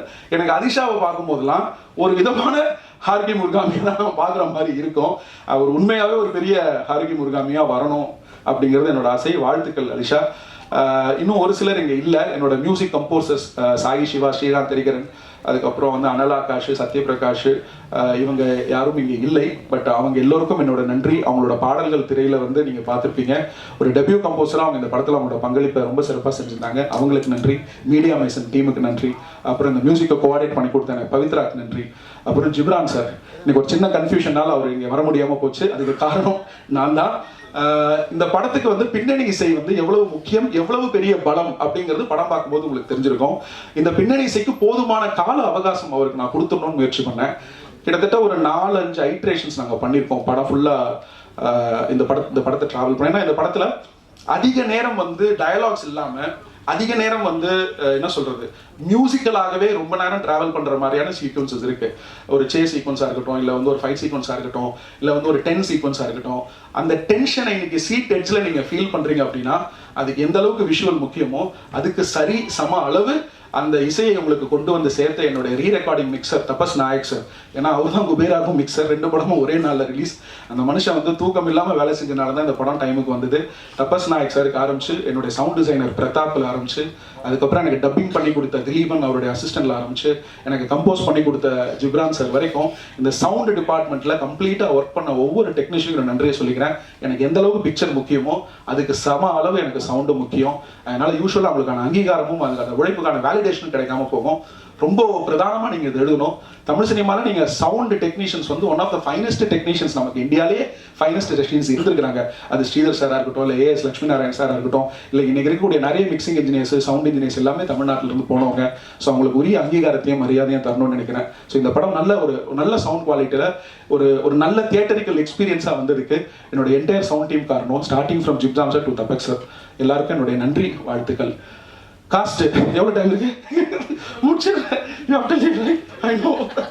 ஸோ விஜய் மேம் வந்து ஃபர்ஸ்ட் டைம் அவங்க வீட்டில் போய் கதை சொன்னேன். அவங்க வீட்டுக்குள்ளே போனோன்னே இந்த எக்ஸ்பீரியன்ஸே வித்தியாசமாக இருந்தது. சாப்பிட வைக்காம அனுப்ப மாட்டேன் அப்படின்னு சொல்லிட்டாங்க. நான் வந்து அன்னமிட்ட கை அப்படின்னாங்க. டைட்டில் நல்லா இருக்கு, அடுத்த படத்துக்கு வச்சுக்கிறேன். அவங்க வந்து அவங்களோட ஸ்க்ரீன் ப்ரெசன்ஸ் எனக்கு ரொம்ப பிடிக்கும். நான் நிறைய வாட்டி சொல்லியிருக்கேன், ஃபேன் ஆஃப் ஐஸ் அப்படின்ட்டு. எப்படி அதர்வா கண்களை பற்றி நான் நிறைய இடத்துல பேசியிருக்கணும். ஒரு வாட்டி எடிட்டில் பார்க்கும்போது அவங்க கண்களை பார்த்துட்டு என்ன பவர்ஃபுல்லான ஒரு ஐஸ் இல்லை அப்படின்னு நான் சொல்லுவேன். அப்புறம் அவங்க வந்து என்னன்னா ரொம்ப வருஷமா நடிக்கிறாங்க, ஆனால் அவங்க நடித்த படங்களோட எண்ணிக்கையை வந்து சொன்னா எனக்கு ஆச்சரியப்பட்டுட்டேன். நான் என்ன சொல்றீங்க, நிறைய படம் நடிக்கிற மாதிரி இருக்கு, ஆனால் நீங்க வந்து குறைவான எண்ணிக்கை தானே சொல்றீங்க அப்படின்னு கேட்டதுக்கு, அப்போ ஆக்சுவலி பின்னாடி இருக்கிற காரணம் என்னவா இருக்கும்னா, choice. We are nothing but the choices we make. நம்ம யார் என்று அறியப்படுகிறோம், அது இட்ஸ் நத்திங் பட் அதெல்லாம் நம்ம தேர்வு செய்யக்கூடிய அந்த சாய்ஸஸோட ரிசல்ட் தான். இந்த படம் எடுக்கணும்னு நாங்கள் எடுக்கிற முடிவு, இந்த படம் எடுக்கணும்னு ப்ரொடியூசர் எடுக்கிற முடிவு எங்களை கொண்டு வந்து இங்கே நிறுத்திருக்கு. ஸோ அந்த மாதிரி அவங்களோட சாய்ஸஸ் வந்து ஒரு குவாலிட்டியான ஆர்டிஸ்ட், ஒரு குவாலிட்டியான ஆக்டர் அப்படிங்கிறத எஸ்டாப்ளிஷ் பண்ணியிருக்கு. அவங்க இந்த படத்தில் ரொம்ப நல்ல பங்களிப்பு கொடுத்துருக்காங்க, நன்றி. இன்னும் நிறைய அவங்களோட ஒர்க் பண்ணணும்னு ஆசைப்படுறேன். போஸ் அண்ணன் 4 நாள் தான் ஒர்க் பண்ணணும்னு நினைக்கிறேன். அவர் எனக்கு முன்னாடியே பரிச்சயம். உண்மையிலேயே அவருக்கு கேமரா வச்சுட்டு நான் ரசித்தேன். இது நான் இது வரைக்கும் அவர்கிட்ட சொல்லலை. ஏன்னா ஒரு நல்ல கிரியேட்டருக்கு ஒரு ஃப்ரேம்குள்ள ஒரு ஆர்டிஸ்ட் வந்ததும் அந்த ஃப்ரேமை ஓன் பண்றாங்கன்னு வச்சுக்கோங்களேன், அது பார்க்கறதுக்கு அப்படி ஒரு எக்ஸைட்மெண்ட்டை தரும். ஏன்னா நாங்கள் எழுதுனதை வந்து உயிரோட பார்க்கணும்ல. அது வர்ற மொமெண்ட் எப்பன்னா கேமராலாம் வச்சிருவோம், லைட் எல்லாம் பண்ணிடுவோம், மூவ்மெண்ட்லாம் பார்த்துருவோம், செக் பண்ணுறோம், அசிஸ்டன்ஸை வச்சு நாங்கள் வந்து மார்க்லாம் போட்டுருவோம். அவங்களை இப்படி ஓரம் போட்டுட்டு லைட் எல்லாம் போட்டு அந்த ஆர்டிஸ்ட் நாங்கள் உட்கார வைக்கிறோம்ல, அப்போ அந்த காட்சி வந்து உயிர் பெறும். ஒரு கிரியேட்டரா அந்த காட்சி உயிர் பெறுவதை நீங்க பார்ப்பீங்க. அது அந்த ஆர்டிஸ்ட் வந்து நிற்கும் போது தான் பூர்த்தி ஆகும். அப்படி அவர் அந்த இடத்துல வந்து உட்கார்ந்ததுமே அவர் நடிக்க போற அடுத்த அந்த 10-15 விஷயங்களை பத்தி என் மைண்ட் யோசிக்கவே இல்லை. கூப்பிட்டு உட்காரங்கப்பா சரியா போயிடும் அப்படின்னு நினைச்சிட்டேன். அந்த அளவுக்கு ஒரு நல்ல ஸ்கிரீன் ப்ரெசஸ் உள்ளவர். நான் சின்ன வயசுல இருந்து பார்க்கணும்னு சொன்னா கோச்சுப்பாரு. சீரியல்ல தான் அவர் நான் பார்த்துட்டு இருக்கேன். அவருடைய குரலுக்கு நான் ரசிகன். அவர் வந்து இன்னும் நிறைய வித்தியாசமான கதாபாத்திரங்கள் பண்ணணும். தமிழ் சினிமா அவர் இன்னும் நல்லா பயன்படுத்திக்கணும். என்கிட்ட அடிக்கடி கேவி ஆனந்த் சார் பேசும்போது அவரை பற்றி சொல்லுவார். இதை நான் இன்னும் அவர்கிட்ட சொன்னதில்லை. கேவி ஆனந்த் சார் அவருக்கு ரொம்ப பிடித்த ஒரு இயக்குனர். எனக்கு என்னோட முதல் படத்துடைய ஆடியோ லான்ச்சுக்கு அவர் வந்திருந்தாரு. நாங்கள் எப்போ பேசினாலும் நடிகர்களை பற்றி பேசும்பொழுது அதில் போஸ் வெங்கட் சாரோட பேர் வரும். அடுத்தது எங்கள் அண்ணன் சிவா அண்ணன். உண்மையிலேயே நான் அவரை நடிக்க கூப்பிடும் போது என்ன நினச்சுன்னா, ஒரு பெரிய இயக்குனர், அப்புறம் இன்னைக்கு ஒரு பெரிய ஹீரோவோட தொடர்ந்து பயணம் செஞ்சுட்டு இருக்காரு. அவர் யார் தாடி கட்டிலாம் வச்சுட்டு ஆள் ஒரு மாதிரி இருந்தார். அப்புறம் அவர் யார், அவர்கிட்ட எப்படி அணுகணும் அப்படின்னு ஒரு தயக்கம் இருந்துட்டு இருக்கு. அந்த தயக்கத்தை வந்தோன்னு உடனே உடச்சிட்டாப்ல. பல நாட்கள் வந்து ஷூட்டிங் உட்கார வச்சுட்டு நான் சும்மா உட்கார வச்சிருக்கோம். பாண்டிச்சேரியில் கிளைமேக்ஸ் ஷூட் பண்ண போயிட்டு 3 நாள் அவர் நாங்கள் சும்மா வைக்க வேண்டிய சூழ்நிலை வந்துருச்சு. எங்கள் எல்லாருக்கும் அண்ணன்னு உரிமையாக கூப்பிடக்கூடிய ஒரு இடத்த கொடுத்துருக்காரு. இந்த படத்தினோட வெற்றியில் நான் உண்மையாக சொல்கிறேன், எனக்கு இருக்கிற சந்தோஷத்தை விட ஒரு படி மேலே, இங்கே இருக்கிற எல்லாரோட சந்தோஷத்தை விட ஒரு படி மேலே சந்தோஷம் வந்து அண்ணனுக்கு இருக்கு. அண்ணன் வந்து ஒரு பரிசுத்த இதயம், உள்ள இருக்கிற மனசு வந்து ஒரு அன்பான மனசு. நான் அண்ணன் பேசும்போது அண்ணனோட அம்மாவுடைய முகத்தை பார்த்துக்கிட்டே இருந்தேன். மேல இருந்து உட்காந்து தன் மகன் பேசுவதை அவ்வளவு ரசிக்கிறாங்க. அவங்களோட அந்த லவ்வையும் அந்த ரிலேஷன்ஷிப்பையும் பார்க்க எனக்கு ரொம்ப சந்தோஷமா இருக்கு. நான் மனசார சொல்றேன், ரொம்ப நன்றி, ரொம்ப நன்றி, ரொம்ப தேங்க்யூ. பாலசக்திவேல் சார், அவர் தான் பண்ணணும், வேற யாருமே பண்ணக்கூடாதுன்ற முடிவோட இருந்தேன். இன்னைக்கு ஏதோ ஒரு முக்கியமான வேலை இருக்கு. நைட் அவர் ஒய்ஃபோட படம் பார்த்துட்டு பேசினாரு. அவங்க சாரோட ஒய்ஃப் மேடம் வந்து ஒரு 1/2 hour பேசினாங்க. பளிச்சுன்னு ஒன்று போட்டுட்டு இது நல்லா நடிச்சிருக்கேன் அப்படின்னு வேற சொன்னாங்க. ஐ குட் விஷுவலைஸ் அவங்க வந்து அவரோட சீக்ஸை ஸ்லாப் பண்ணுறது. அவரை கஷ்டப்படுத்திருக்கேன் அந்த படத்தில். அவரை பயங்கரமாக ஓட வச்சிருக்கேன், ஓடியார வச்சிருக்கேன். பல இடங்களில் வந்து அவர்கிட்ட நிறைய டேக் வாங்கியிருக்கேன். எனக்கு வந்து ஒரு இயக்குனர்னு பார்க்காம ஒரு செட் அசிஸ்டன்ட் ஒர்க்கு கிட்டத்தட்ட பல இடங்கள்ல அவர் எனக்காக நீ நவரு அப்படின்னு அந்த வேலையை பார்த்துருவார். அண்ணன் கூட திடீர்னு அசிஸ்டன்ட் டைரக்டரோட உள்ள சேர்ந்து வந்து க்ளீன் பண்ணிட்டு இருப்பாரு, பொசிஷன் கொடுக்க சொல்லிருப்பாரு, நீங்க வந்து ஓரமா உட்காருங்க அப்படின்னு சொல்லுவேன். வாழை சக்திகள் ஒரு குழந்தை. எங்க செட்ல யார் வந்தாலும் அவர் கண்ணத்தையும் மீசையும் முடிச்சு கிள்ளிட்டு அவர் டெடிபேர் மாதிரி ஒரு இருக்கு அவருக்கு ஒரு கட்டி அணைச்சு கட்டி ஒரு ஹக்கு கொடுத்துட்டு அதுக்கப்புறம் தான் எங்க வேலையை ஆரம்பிப்போம். அது ஒரு ஹாப்பி சோல், ஒரு நல்ல எனர்ஜி, ஒரு அருமையான மனுஷன், ஒரு பெரிய டைரக்டர். காதல்ங்கிற ஒரு படம் வந்து தமிழ் சினிமாவில் வெளிவந்த சிறந்த 50 படங்கள் எடுத்தீங்கன்னா அதுல காதல் வந்துடும். அப்பேற்பட்ட ஒரு டைரக்டரோட என் படத்துல வேலை செஞ்சது எனக்கு ரொம்ப சந்தோஷமா இருக்கு, பெருமையா இருந்தது. அவருக்கு ரொம்ப நன்றி. வேற யாராவது மிஸ் பண்ணிட்டேன்னா okay. Coming back to my Anand and Divya. Ramesh கோச்சிக்கு போறான். ஆல்ரெடி ஆடியோ லான்ச்ல அவன் பேர் சொல்லணும்னு கோச்சிக்கிட்டா ஆடியோ லான்ச்ல டைமே இல்லை. ரொம்ப நன்றி. ரமேஷ் வந்து என்னோட குடும்ப உறுப்பினர் மாதிரி, என்னோட நண்பர் மாதிரி. இந்த படத்துல வந்து ரமேஷ்க்கு நான் 20 நாள் தான் ஃபர்ஸ்ட் டேட் கேட்டேன். அவன் வேற ஒரு படத்துல மாட்டிட்டு இருந்தான். கடுமையான சூழ்நிலையில இன்னொரு படத்தை தியாகம் செஞ்சுட்டு ஒரு இயக்குனருக்கு வந்து நோ சொல்லிட்டு தான் இந்த படம் எனக்கு ரமேஷ் வந்து பண்ணி கொடுத்தான். அவருக்கு ரமேஷ் திலக்கு வந்து மிகவும் நன்றி. ஏன்னா அவர் கமிட் பண்ணதை தாண்டி ஒரு 20 நாள் இந்த படத்துல வந்து அவர் நினைச்சு கொடுத்தாரு. அதுக்கு அவர் அதிகமா சன்மானம் எதுவும் பெற்றுக்கொள்ளவில்லை, கொடுக்கறதாகவும் இல்லை. ஆமா. ஸோ ரமேஷோடைய பங்களிப்பு வந்து ஒரு திருப்திகரமான பங்களிப்பு. ஆஃப்டர் ஒரு நாள் கூத்து இன்னும் நிறைய ரமேஷ் வந்து கேரக்டர் ரோல்ஸ் பண்ணணும் அப்படின்னு நான் வந்து விரும்புகிறேன். அதனால ரமேஷுக்கு வாழ்த்துக்கள். நடிகர்கள் முடிச்சுட்டு வந்துடுறேன். அதர்வா அண்ட் நிமிஷா, உண்மையிலேயே திவ்யா ஆனந்த கதை வந்து திரைக்கு வரும்னு நான் எதிர்பார்க்கல. ஏன்னா அந்த கதை என்கிட்ட பல வருடங்களாக இருக்கு. இன்னைக்கு இருக்கக்கூடிய முக்கியமான பிரதான தயாரிப்பாளர்கள் எல்லாருக்குமே இந்த கதை வந்து ஓரளவுக்கு தெரியும். பட் இந்த கதையுடைய மையத்தை ஒரு ப்ரொடியூசர் புரிஞ்சுட்டதும், ஒரு டைரக்டர் அந்த அலைவரிசையோட வந்ததும், அது சாத்தியப்பட்டது எப்படின்னா அதுக்குள்ள வந்து ஒரு ஹீரோவும் ஒரு ஹீரோயினும் வரும்போது தான். இப்போ நிமிஷாவை எடுத்துக்கிட்டோம்னா, எனக்கு நிமிஷாக்கான அறிமுகம் வந்து தொண்டி முதலும் படம் தான். அதுல வந்து பாத்தீங்கன்னா போலீஸ் ஸ்டேஷன்ல ஒரு சீன் வரும் ஃபஹத் ஃபாசிலோட. இவங்க வந்து அவங்க கிட்ட கேட்குவாங்க, நீ செயின் எடுத்து வாயில போட்டதை நான் பார்த்தேன், நீ பொய் சொல்ற அப்படின்னு. சூரஜ் வெங்காயமோட ஒரு பக்கத்துல இருப்பாரு. கோபமா வந்து ஃபகத் கிட்ட வந்து அவங்க நடிப்பாங்க. நான் உண்மையிலேயே ஆச்சரியமா பார்த்தேன். ஃபகத் என்பது ஒரு மாபெரும் நடிகன். நிமிஷாவுக்கு வந்து அது முதல் படம். அவங்க அந்த நடிகன் முன்னாடி அப்படிப்பட்ட ஒரு பெர்ஃபார்மன்ஸை ஒரு ஆர்டிஸ்டால கான்ஃபிடென்ட்டா தைரியமா முதல் படத்துல கொடுக்க முடியும்னா அப்போ இந்த பொண்ணுகிட்ட ஏதோ ஸ்பெஷலா இருக்கு அப்படின்னு சொல்லி நான் அவங்கள ஃபாலோ பண்ண ஆரம்பிச்சேன். அடுத்தது எனக்கு தெரிஞ்சு நான் நயட்டு பார்த்தேன்னு நினைக்கிறேன். நயட்டுலேயும் வந்து எனக்கு வந்து ஒரு ஷாக்கிங் பெர்ஃபார்மன்ஸாக இருந்தது. கிரேட் இண்டியன் கிச்சன், ஒரு வாட்டியும் அந்த கிச்சனுக்குள்ள அவங்க போகும்போதும் அவங்க அனுபவிச்ச அந்த வழியை நானும் அனுபவிச்சேன். ஆச்சரியமா இருந்தது. அப்புறம் சித்தாவில் பார்த்துருக்கோம், ஜிகத்தண்டல பார்த்துருக்கோம், மாலிக்ல பார்த்துருக்கோம். நிமிஷாவிடம் இருப்பது ஒரு விதமான வரம் நடிப்பை பொறுத்த வரைக்கும். அது அவங்களுக்கு தெரியாது. அதுதான் அதோடைய சிறப்பும் கூட. நீங்க எல்லாரும் அவங்கள ஒரு பயங்கரமான ஆக்டர்னு சொன்னதுல 1% கூட அவங்களோட மைண்ட்ல ஏறல. இப்போ அவங்க மைண்ட் எல்லாம் என்ன இருக்குன்னா, இன்னொரு ஷூட்டுக்கு போனோம், அங்க ஒரு டைரக்டர் வெயிட் பண்ணிட்டு இருப்பான், இவன் என்ன எவ்வளவு போட்டு பேசிட்டு இருக்காங்க, நீங்க எல்லாம் தேவையில்லை, நான் போன் பண்ணி கேட்டுக்கிறேன், என்ன விடு, நான் ஷூட்டிங் போறேன், அதானே சாருவனாட்ட சாரி சொல்லிடலாமா சாருவனாக்கு. ஸோ இந்த இந்த இந்த இந்த இன்னசென்ஸ் இருக்குல்ல, இந்த அன்பு இருக்குல்ல, அது ஒரு பியூரான ஒரு பியூரஸ்ட் ஃபார்ம்ல இருக்கு. அது எங்க படத்துக்கு கிடைச்சது ஒரு பிளெஸிங் நினைக்கிறோம். எங்களுடைய entire crew and press and cast சார்பா thank you so much Divya. Without you this film wouldn't have been complete. Thank you so much. இந்த திவ்யாவை பார்த்துக்கிற அளவுக்கு எனக்கு ஒரு ஆனந்த தேவை. அதர்வா பிரதரை பத்தி நிறைய கேள்விப்பட்டிருப்போம், நிறைய நீங்க கடந்து வந்திருப்பீங்க. அவர் இண்டஸ்ட்ரியில வந்து 10 வருஷத்துக்கு மேல இருக்காரு. ஒரு மிகப்பெரிய நடிகருடைய மகனா இருக்கிறாரு. எனக்கு தெரிஞ்சு எந்த நடிகர் தன்னுடைய உடலை சரியாக மெயின்டைன் பண்றாங்களோ, ஒரு டிசிப்ளினை கடைபிடிக்கிறாங்களோ, அவங்க கிட்ட டிசிப்ளின் இருக்குதுன்னு அர்த்தம். டிசிப்ளின் இல்லாம அவங்க கிட்ட ஒரு உடலை வந்து மெயின்டைன் பண்ண முடியாது. அது என்ன தேவைன்னு எனக்கு தெரியும், நான் போராடிட்டு இருக்கேன் 10 வருஷமா. ஸோ அப்படி இருக்கும்போது ஃபர்ஸ்ட் மீட்டிங் எனக்கு ஒரு நல்ல கான்ஃபிடன்ஸை கொடுத்தது. ஏன்னா ஒரு ஹீரோ இதைத்தான் ரசிப்பார்னு தமிழ் சினிமால காலங்காலமாக பல இயக்குநர்களுக்கு அந்த ஹீரோவை சுத்தி இருக்கிறவங்க ஒரு கற்பிதத்தை கொடுத்துட்டு இருக்காங்க. ஹீரோக்குனா இப்படிதான் கதை பண்ணணும், ஹீரோக்கு இப்படிதான் கதை சொல்லணும். நான் முதல் முறையா ஹீரோக்கு நான் அதர்வாக்கு கதை சொல்லிட்டு நான் ஃபீல் பண்ணது என்னன்னா, அப்படிலாம் இல்லை. ஒரு டிராமாவை அவங்க என்ஜாய் பண்றாங்க, ஒரு காமெடி அவங்க என்ஜாய் பண்றாங்க, ஒரு எமோஷன் அவங்க என்ஜாய் பண்றாங்க. அப்போ இவங்களை பத்தி நம்ம கேள்விப்படுறது வந்து சரியா தவறா அப்படின்ற ஒரு குழப்பம் வருது. ஸோ இந்த கதை அடுத்த கட்டத்துக்கு நகர்ந்ததுக்கான காரணம் அதர்வாவுடைய இந்த கதை தேர்வும் ரசனையும் இந்த கதையில அந்த ஆனந்த திவ்யாங்கிற கதாபாத்திரத்து மேல அவர் வச்ச அன்பும் நம்பிக்கையும் எனக்கு தெரிஞ்சு அதுதான் ஃபர்ஸ்ட். அதுக்கப்புறம் தான் நெல்சன். நான் ரொம்ப கிளியரா சொல்றேன், இந்த ஃபர்ஸ்ட் 45 மினிட்ஸ் நான் வந்து அவர் நரேட் பண்ணும்போது டிராமா அவர் பயங்கரமா என்ஜாய் பண்ணாரு. அங்கிருந்து அவர் ஷூட்டிங் போகும்போது ஒரு வாட்டி என்கிட்ட சொன்னது என்னன்னா, அதை குறைச்சிடாதீங்க, அதை குறைச்சிடாதீங்க, அதை குறைச்சிடாதீங்க, அதை குறைச்சிடாதீங்க. இதுதான் திரும்ப திரும்ப சொன்னாரு. நான் நினைத்த மாதிரி எல்லாம், அப்புறம் நமக்கு இருந்த சூழ்நிலைகள், நமக்கு இருந்த சேலஞ்சஸ், இது எல்லாத்துக்குள்ளேயும் உங்களோட ஒத்துழைப்புக்கும் நேரத்துக்கும் நம்பிக்கைக்கும் நன்றி. நான் கொடுத்த வார்த்தையை காப்பாத்திட்டேன்னு நினைக்கிறேன். ஒரு நல்ல படம் கண்டிப்பா தானே உங்க கெரியர்ல அப்படின்னு நான் ப்ராமிஸ் பண்ணேன். I think I delivered. I am very happy. நிச்சயம் நாங்கள் இன்னொரு படம் கண்டிப்பாக ஒர்க் பண்ணோம். அது இதை விட இன்னும் பெட்டர் படமாக கொடுக்கறதுக்கு நாங்கள் ட்ரை பண்ணுவோம். Thank you so much brother. மிக்க நன்றி. இந்த படத்தினுடைய வெற்றிக்கு ஒரு தயாரிப்பாளர் எந்த அளவுக்கு காரணமோ, ஒரு இயக்குனர் எந்த அளவுக்கு காரணமோ, அந்த படத்தினுடைய இணை இயக்குனர் அந்த அளவுக்கு காரணம். என்னோட இணை இயக்குனர் நான் சொல்றேன், என்னோட இணை இயக்குனர் நாகராஜன். ஃபரானாக்கும் அவர் தான் இணை இயக்குனர், இந்த படத்துக்கும் அவர் தான் இணை இயக்குனர். இது வந்து நான் ஒரு குறுகிய காலகட்டத்தில் நான் ஷூட்டிங்கு போனேன்.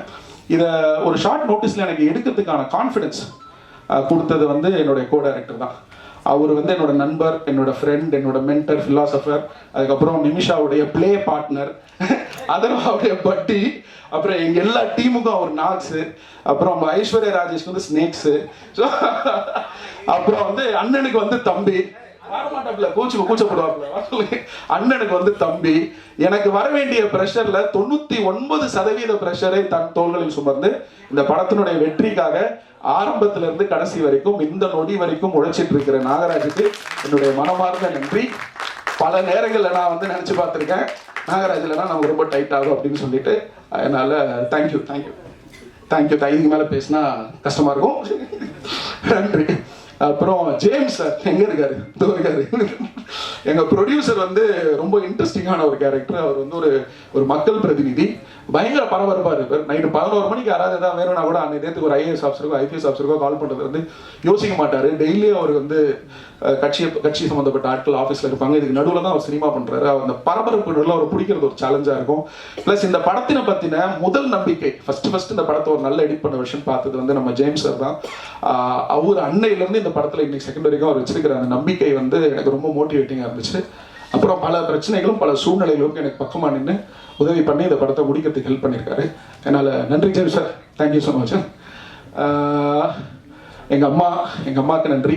இந்த படத்துடைய ப்ரொடியூசர் வந்து பார்த்தீங்கன்னா ஒரு நல்ல மக்கள் பிரதிநிதி. அவரோட எண்ணம் வந்து சரியான இடத்துல இருக்கு.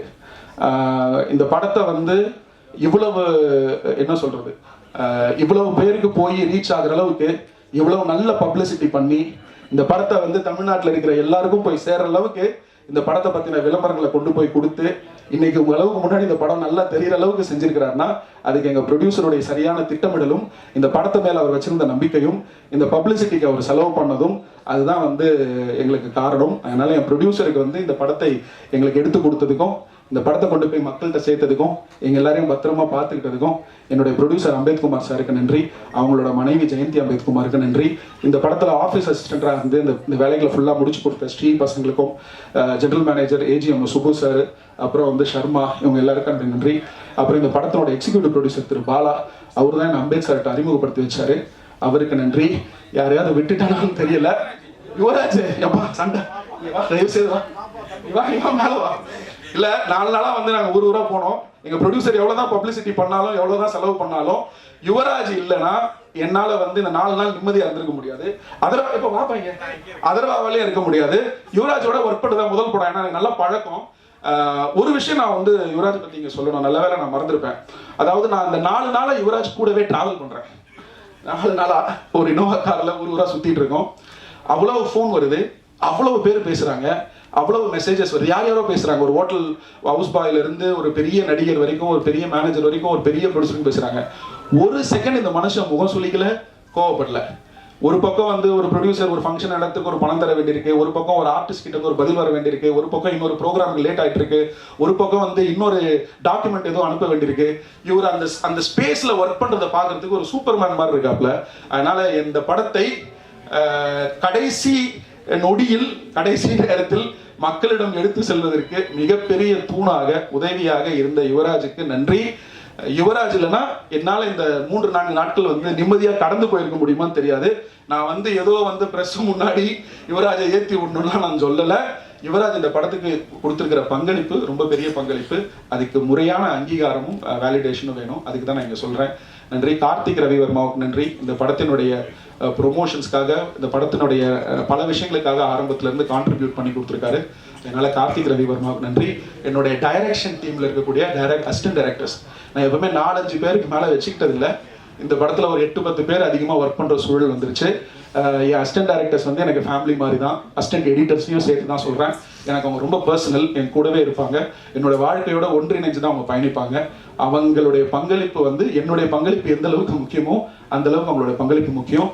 ஒவ்வொருத்தருக்கும், என்னோட அசிஸ்டன்ட் டைரக்டருடைய ஒவ்வொருத்தருக்கும் நன்றி. அவங்க எல்லாருக்கும் ஒரு நல்ல வளமான எதிர்காலம் அமையணும். அசிஸ்டன்ட் எடிட்டர்ஸ் பிரகா அண்ட் காசி அவ்வளவு நேரம் அந்த சிஸ்டம் முன்னாடி உட்காந்துருக்காங்க.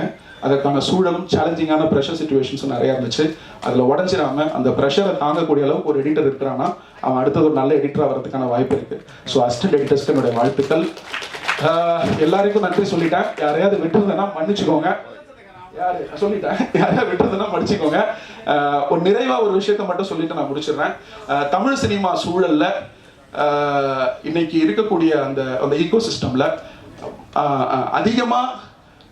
அதிகமா மக்களை திரைக்கு வர வைக்கிறதுக்கான ஒரு நோக்கம், ஒரு திசை, ஒரு எஃபர்ட் வந்து எல்லா பக்கத்துல இருந்து வர வேண்டியிருக்கு. அது வந்து பிரஸ்ல இருந்து, யூடியூபர்ஸ்ல இருந்து, சோஷியல் மீடியா இன்ஃப்ளூயன்சர்ஸ்ல இருந்து, நடிகர்கள் இருந்து, நம்ம எல்லாருமே எந்த திசை நோக்கி போயிட்டு இருக்கோம், எந்த திசை நோக்கி ஓடிட்டு இருக்கோம், எது நம்ம பர்பஸ். இப்போ நீங்க ஒரு வீடியோ ஓட்டிங்க, டெலிகாஸ்ட் பண்றீங்க, ப்ராட்காஸ்ட் பண்றீங்க, இல்ல ஒரு யூடியூப்ல ஒரு படத்தோட ரிவ்யூ போடுறீங்கன்னா, நான் ஒரு படம் எடுக்கிறேன்னா, இவங்க ஒரு படம் நடிக்கிறேன்னா, இவங்கெல்லாம் எதை நோக்கி பயணிக்கிறாங்க அப்படின்னா, for a healthy ego system.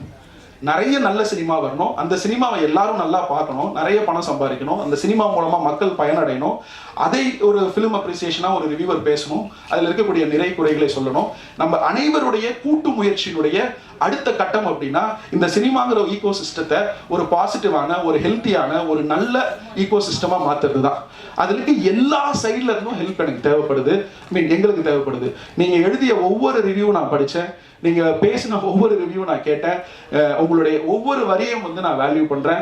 உங்களுடைய நீங்க நிறைகள்னு சொல்ல விஷயங்களை நாங்கள் சந்தோஷமா ஏத்துக்கிறோம், குறைகள்னு சொன்ன விஷயத்தை நாங்கள் இம்ப்ரூவ் பண்ண ட்ரை பண்றோம். ஆனா அதே நேரத்தில் ஒரு இயக்குனரா ஒரு ரிவ்யூ பண்ணக்கூடிய அந்த ஈகோ சிஸ்டத்துக்கு நான் வைக்கக்கூடிய குறிக்கோள் என்னன்னா, ஒரு ரிவ்யூங்கிறது ஒரு நிறுவனம் சார்ந்ததா, ஒரு தனிப்பட்ட மனிதனுடைய ரசனை சார்ந்ததா, இல்ல நீங்க ஸ்பாயிலர்னு சொல்றதுல மைல்டுனா எவ்வளவு மைல்டு, அதோடைய அளவுகோல் என்ன, இல்ல ஸ்பாயிலர்னா அதோடைய அளவுகோல் என்ன, இந்த அளவுகோலை யார் தீர்மானிக்கிறது? இல்லை, இப்போ நீங்க ரிவ்யூ சொல்லும் பொழுது அந்த ரிவ்யூவோட நோக்கம் என்ன? ஆடியன்ஸுக்கு இந்த படத்தை கொண்டு போறதா வேண்டாமா, இல்ல இந்த படத்தினுடைய வணிகத்துல ஏதாவது இடைஞ்சல் இருக்குமா, இல்ல இந்த படம் எந்த சூழல்ல என்ன ஒரு அமைப்புல உருவாக்கப்பட்ட படம்? ஏன்னா நீங்க பல வருஷமா இருக்கீங்க, இது எல்லாமே உங்களுக்கு தெரியும். ஸோ இதை எல்லாத்தையுமே நீங்க கணக்கில் எடுத்துட்டு ரிவ்யூ பண்றீங்களா அப்படின்னு எனக்கு அந்த ரிவ்யூ பார்க்கும்போது ஒரு சின்ன குழப்பம் இருந்துச்சு. இந்த என்டையர் படம் ஃபுல்லா நான் போன 3 படங்கள் அதை பெருசா நான் வந்து அவ்வளவு நேரம் ஸ்பெண்ட் பண்ண முடியல. பட் ஒவ்வொரு ரிவ்யூவும் பார்த்தேன், ஒவ்வொன்றையும் ஸ்டடி பண்ணேன். ஒவ்வொருத்தருடைய அந்த என்ன சொல்றது அனுபவம் வித்தியாசமா இருந்தது. சென்னையில ரிவ்யூ பண்றவர், ஒரு இங்கிலீஷ் பத்திரிகையில ரிவ்யூ பண்றவர், ஒரு தமிழ் பத்திரிகைக்கு ரிவ்யூ பண்றவர், ஒரு தமிழ் யூடியூப் சேனல் ரிவ்யூ பண்றவர். ஸோ உங்களுக்கு அந்த ஈகோ சிஸ்டம்ல இருக்கக்கூடிய ஒரு 50 பேராலேயே ஒரு படம், இந்த படம் இல்ல, ஒரு படத்துக்கு வந்து ஒரு ஒருமித்த கருத்தை ஃபார்ம் பண்ண முடியாத பட்சத்துல இந்த பக்கம் இருக்கிற நாங்க புரிஞ்சுக்க ட்ரை பண்றோம். So we would like to have a strong handshake. நாங்க பாதி தூரம் வரோம், நீங்க பாதி தூரம் வாங்க. we'll handshake, we'll understand which content, எந்த படம், எந்த கதை இந்த ஈகோ சிஸ்டத்துக்கு தேவை, அதை எப்படி பிரசன்ட் பண்ணா நம்ம எல்லாரும் சேர்ந்து சினிமாவை ஒருபடி அடுத்ததுக்கு எடுத்துட்டு போக முடியும் அப்படின்னு நான் தெரிஞ்சுக்கவும் பேசவும் ஆசையா இருக்கேன். அடுத்த வர காலகட்டங்கள் அது நடக்கும்னு நினைக்கிறேன். அதன் பிரகாரம் என்னுடைய அடுத்த படமும் இருக்கும்னு நினைக்கிறேன். உங்களோட அன்புக்கும் first of all thank you so much. Because എല്ലാ പടം റിലീസാകുമ്പോൾ ഒരു പേടി കാണും, റിലീസാകുമ്പോൾ ആൾക്കാർക്ക് ഇഷ്ടാവോ ഇല്ലയോ എന്ന്. പക്ഷേ ഇതിന്റെ പ്രിവ്യൂ ഷോ വെച്ചപ്പം അതിന്റെ റെസ്പോൺസ് കിട്ടിയപ്പോൾ ഞാൻ ആക്ച്വലി വീട്ടിൽ പോയിട്ടൊന്ന് ഉറങ്ങി. I didn't sleep actually. എനിക്ക് ഉറങ്ങാൻ പറ്റുന്നില്ലായിരുന്നു. ഞാൻ 2 മണിക്ക് I called Nelson sir and I'm getting so many messages. എനിക്ക് ഉറങ്ങാൻ പറ്റുന്നില്ല. I am so overwhelmed. So thank you so much for all the love. And ഇപ്പോൾ എല്ലാവരും പറയും പെർഫോമൻസ് നന്നായിട്ടുണ്ട്. So I would like to give that credit to my director because I am a director's actor. എൻ്റെ എപ്പോഴും ഞാൻ പറയും performance നന്നായിട്ടുണ്ടെങ്കിൽ it's because of my director. ആ ഗൈഡൻസും ദിവ്യ എന്നൊരു ക്യാരക്ടർ എന്താണെന്ന് എനിക്ക് പറഞ്ഞു തന്നില്ല. So thank you so much Nelson sir. And Atharva, നമ്മൾ പറയും എല്ലാ പടത്തിൽ നിന്ന് നമുക്കൊരു ടേക്ക് അവേ കാണും. ചില പടത്തിൽ അത് ക്യാരക്ടർ ആയിരിക്കും, അല്ലെങ്കിൽ ആ ക്യാരക്ടർ പറയാൻ നോക്കുന്ന മെസ്സേജസ് ആയിരിക്കും. പക്ഷെ എനിക്ക് ഈ പടത്തിൽ 2 ടേക്ക് അവേ ഉണ്ട്. That's my director and Atharva.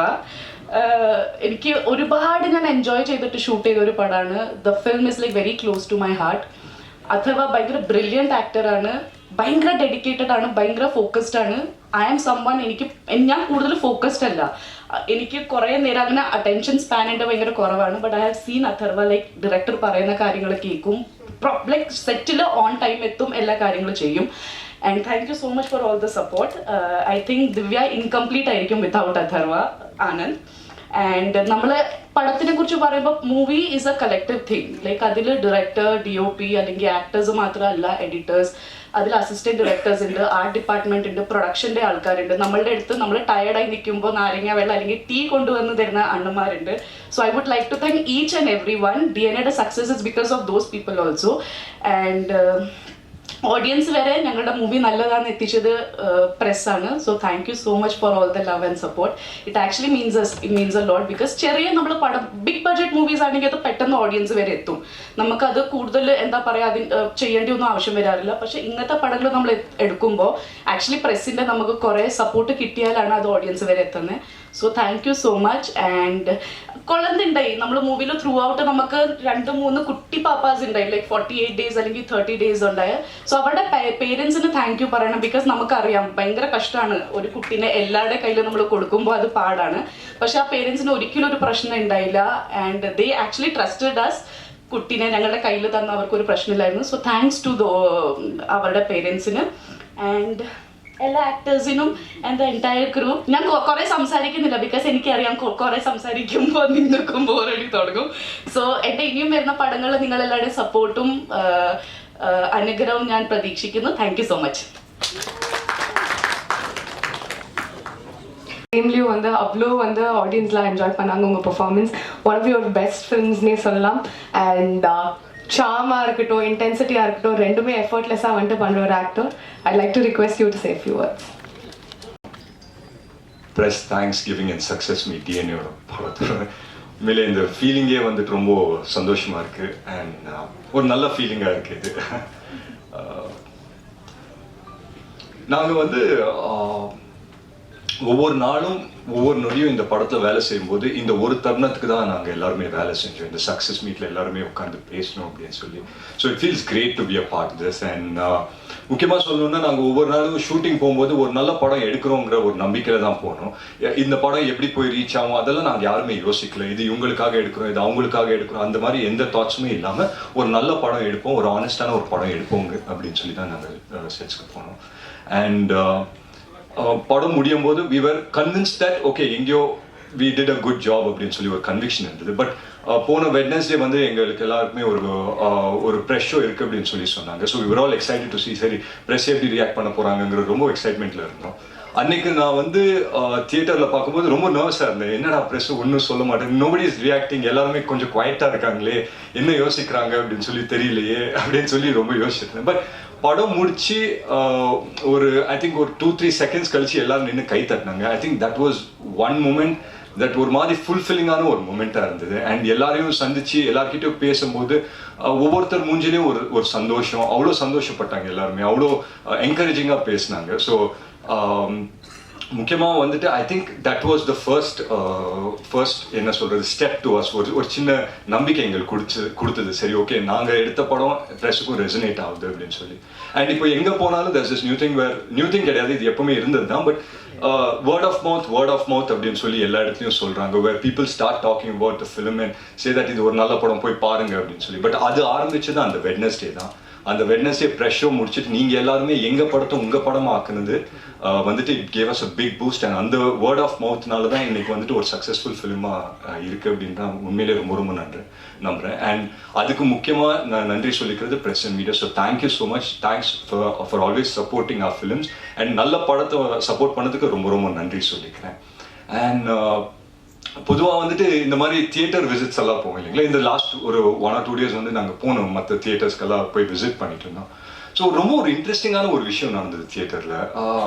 So எல்லாரையும் மீட் பண்ணி பேசும்போது எல்லாருமே சந்தோஷமாக பேசினாங்க. they said the movie is nice. சடனாக ஒருத்தருக்கு மட்டும் என்ன பண்ணாங்கன்னா அவங்களுக்கு வந்துட்டு எங்கள் அம்மாவோட வயசு இருக்கும்னு நினைக்கிறேன், அங்கேருந்து கூப்பிட்டுட்டே இருந்தாங்க. நான் பார்த்தேன் அவங்கள. பட் ஒரு 2-3 ஃபோட்டோ எடுத்துக்கிறதுக்காக I just took a couple of seconds. அதுக்குள்ளே அவங்க ஹஸ்பண்ட் வந்து உடனே ஷோல்டரை பிடிச்சிட்டு வாங்க கூப்பிடுறாங்க அப்படின்னு சொன்னாங்க. கூட்டிட்டு அந்த பக்கம் போனோடனே அவங்க என்னன்னு தெரியல, என்னை பார்த்த உடனே இப்படி கட்டி பிடிச்சிட்டு தான் பையனுக்கு முத்தம் கொடுக்குற மாதிரி என் கன்னத்தில் ஒரு முத்தம் கொடுத்தாங்க. She Haq me really tightly, ஒரு முத்தம் கொடுத்துட்டு நான் அப்படியே பார்த்த உடனே அழுவ ஆரம்பிச்சிட்டாங்க.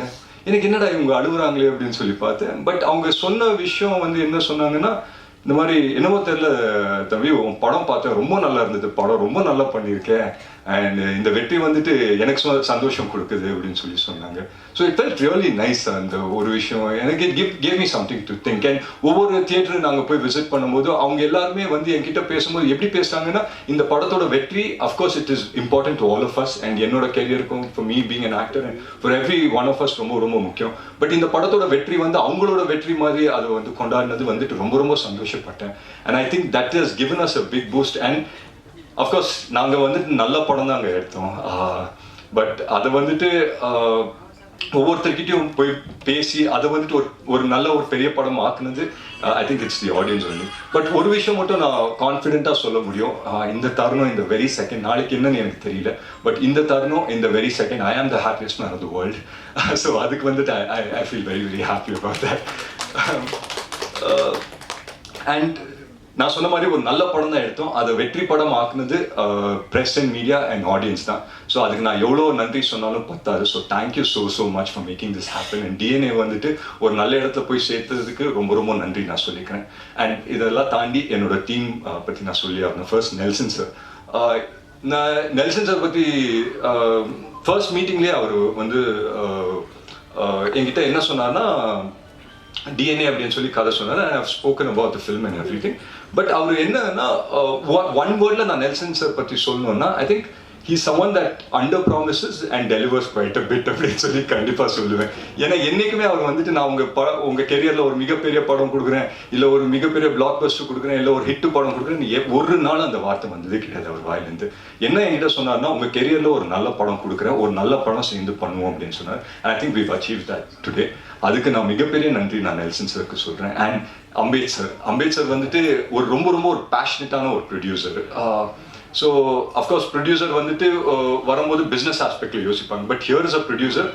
அம்பேத் சார் மீட்டிங்கை முடிச்ச உடனே எனக்கு அவர் ஃபோன் பண்ணிட்டு அவரை மீட் பண்ணுறதுக்கு முன்னாடி மொத்த கதையும் அம்பேத் சாரே சொல்லிட்டாரு. இப்படி போவோம் சார், அப்படி போவோம் சார், இப்படி போவோம் சார் அப்படின்னு சொல்லி. ஸோ அவ்வளோ பேஷனட்டாக இருந்தார். அண்ட் ஐ திங்க் அவரோட பேஷன்னால தான் அவருக்கு அமைகிற ஒவ்வொரு படமும் ரொம்ப வித்தியாசமாகவும் நல்ல படங்களும் அமையுது. And following this I'm sure அவர்கிட்ட இன்னொரு 2 படம் இருக்குது. அண்ட் அந்த படத்தை பற்றியும் கேள்விப்பட்டேன். That it's very very nice. So I wish him the very very best. And editor Sabu sir, நாங்கள் வந்து அங்கே போய் படத்தை ஷூட் பண்ணிவிட்டு அந்த ஃபுட்டேஜ் எடுத்து தரும்போது எடிட்டேபிள் தான் ஒரு படத்தோட மேக் அண்ட் பிரேக் நடக்கும். ஏன்னா வந்து நான் நிறைய படங்கள் நான் நடிக்கும்போது we go in a very big confidence saying that ஒரு நல்ல படம் எடுத்திருக்கோம் அப்படின்னு சொல்லி போவோம். பட் எடிட்டேபிள் அது எங்கேயோ கொஞ்சம் மாறும். But here is a film that நாங்கள் என்ன எடுத்தோமோ அதை தாண்டி வந்து எடிட்டில் வந்து பண்ணி கொடுத்துருக்காரு. ஸோ அதுக்கு மிகப்பெரிய நன்றி. அண்ட் என்னோட 5 beautiful music directors and singers, அவங்களுக்கு நான் நன்றி சொல்லிக்கிறேன். ஜிப்ரான் சாரை முக்கியமாக மறக்கவே கூடாது. பிகாஸ் ஜிப்ரான் சாரோட ஒர்க் வந்து இந்த படத்தை எவ்வளோ பெரிய பூஸ்ட் கொடுத்துருக்கு அப்படின்னு சொல்லி நான் பார்க்கும்போது, நான் தியேட்டரில் போய் பார்க்கும்போது எனக்கு தெரிஞ்சது. அஃப்கோர்ஸ் நாங்கள் ப்ரிவியூவில் பார்க்கும்போது ஐ லைக் வாட் ஐ சா. பட் தியேட்டரில் பார்க்கும்போது அது எவ்வளோ பெரிய இம்பாக்ட் அப்படின்னு சொல்லி நான் பார்த்தேன். மற்றபடி எங்கள் காஸ்ட் எல்லாருக்கும் நான் நன்றி சொல்லிக்கிறேன். முக்கியமாக பார்த்தி சார், எங்களோட டிஓபி, ரொம்ப ரொம்ப சைலண்டான ஒரு பர்சனு, பேசவே மாட்டார், ரொம்ப ரொம்ப குவைட்டாக இருப்பார். ஸோ செட்ஸ்லேயே நான் யோசிப்பேன், நான் எத்தனையோ கேமராமேன் கிட்ட ஒர்க் பண்ணியிருக்கேன். And I work with the biggest of cameramans. And அவங்கெல்லாம் இருக்கும்போது அவங்களே என்னென்னா எங்கேயான ஒரு இடத்துல வந்துட்டு அவங்க கூலை லூஸ் பண்ணுவாங்க. ஏன்னா அவ்வளோ டென்ஷன், அவ்வளோ இதெல்லாம் போயிட்டுருக்கோம். பட் நான் பார்ட்டி சார் ஒரு நாள் கூட பார்த்ததில்லை. அவர் வந்துட்டு எப்போவுமே ஒரு சிரிச்ச முகமாக இருப்பார், எப்போவுமே சைலண்ட்டாக இருப்பார். அண்ட் ஒரு நாள் நான் வந்துட்டு வேனிட்டியில் உட்காந்துருந்தேன். ஸோ எங்கள் டீமோட ஒரு சின்ன வாக்கி வச்சுருப்போம். ஸோ அதோட சேனல் வந்து 4 or 5 அப்படின்னு வச்சுருந்தோம். அது மாற்றி வச்சுட்டாங்க போல. பார்த்தி சாரோட வாக்கியில் கனெக்ட் ஆகிடுச்சு வாக்கி. அந்த 1 hour எனக்கு செம்ம டைம் பாஸ் ஆகுது. எனக்கு தெரியாத நிறைய வார்த்தைகள் நான் கற்றுக்கிட்டேன். அண்ட் ஒரு சில வார்த்தை இன்னைய வரைக்கும் எனக்கு அர்த்தம் என்னன்னு தெரியல. பட் அது தெரிஞ்சுக்கவும் விரும்பல. பட் ஹேவிங் செட் தட், அவரோட ஸ்ட்ரெஸ் அண்ட் ஸ்ட்ரெயின் எதுவுமே வந்து செட்டில் கொண்டு வரல. Because it's very very important. இன்னைக்கு வந்து it might sound funny, but ரொம்ப இம்பார்ட்டன்ட். ஆஸ் ஆக்டர்ஸ் நாங்கள் போய் பெர்ஃபார்ம் பண்ணும்போது அந்த என்வாயர்மெண்ட் கூலாக இருந்ததுன்னா we can bring the best out of us கண்டிப்பாக. ஸோ அந்த விதத்தில் ஐ தேங்க் பார்த்தி சார். மற்ற டவுட்லாம் நாங்கள் அப்புறம் பேசலாம் சார். அண்ட் யா, ஸோ முக்கியமாக எங்கள் distributors Regent films Shenbagamoorthy sir ஆகட்டும், திங்க் மியூசிக் சந்தோஷ் சார் ஆகட்டும், எல்லாருக்குமே நான் நன்றி சொல்லிக்கிறேன். இந்த படத்தை டிஸ்ட்ரிபியூட் பண்ண ஒவ்வொருத்தருக்கும் நான் மிகப்பெரிய நன்றி சொல்லிக்கிறேன். ஏன்னா இன்னைக்கு வந்துட்டு when we get calls from distributors after movies release இல்லையா, அதுதான் உண்மையான சக்ஸஸ். இன்னைக்கு வந்துட்டு ஒவ்வொரு டிஸ்ட்ரிபியூட்டரும் கூப்பிட்டு பேசும்போது ரொம்ப ரொம்ப சந்தோஷமா இருக்கு. And I hope and pray that everyone who's been a part of this film அவங்க எல்லாருக்குமே ஒரு மிகப்பெரிய வெற்றி படமாக இது அமையணும்னு நான் நம்புறேன். மற்றபடி I think I've covered every one. Bose sir ஆகட்டும், சுப்பிரமணிய சிவா சார் ஆகட்டும், பாலாஜி சக்திவேல் சார் ஆகட்டும், it was wonderful working with every one of them. நான் ரொம்ப விஷயம் கற்றுக்கினேன் இந்த படத்தில், உண்மையிலே சொல்கிறேன், நிறைய விஷயம் இந்த படத்தில் கற்றுக்கினேன். And I think this film success will open a lot of doors. நிறைய கதவுகளை திறக்கும் நான் நம்புகிறேன். To make good cinema. நான் அடிக்கடி இதை சொல்கிறேன். ஒரு 2 years பேக் என்னோட பெர்செப்ஷன் ஆஃப் சினிமா கொஞ்சம் மாறின மாதிரி எனக்கு தோண ஆரம்பிச்சிச்சு. The way I look at cinema கொஞ்சம் மாறி இருக்கும் அப்படின்னு சொல்லி எனக்கு நான் வந்துட்டு I been telling my self. And அதோட மொதல் ஸ்டெப் வந்துட்டு டிஎன்ஏ படம். அண்ட் மேலும் மேலும் I think every film of mind வந்து ஒரு தியேட்ரிக்கல் எக்ஸ்பீரியன்ஸாக கண்டிப்பாக இருக்கணும்ன்றது ஒரு கான்ஷியஸ் எஃபர்ட் நான் எடுப்பேன் நம்புறேன். And this is just a beginning for many many great things to come. DNA படம் பார்த்து அப்ரிஷியேட் பண்ண எல்லாருக்கும் ரொம்ப ரொம்ப நன்றி சொல்லிக்கிறேன். அண்ட் பார்க்க போகிறவங்களுக்கும் பார்க்காதவங்களுக்கும் please come and watch it in theatres. It's a wonderful film. And please support good films. So thank you so much for having us. Thanks a lot.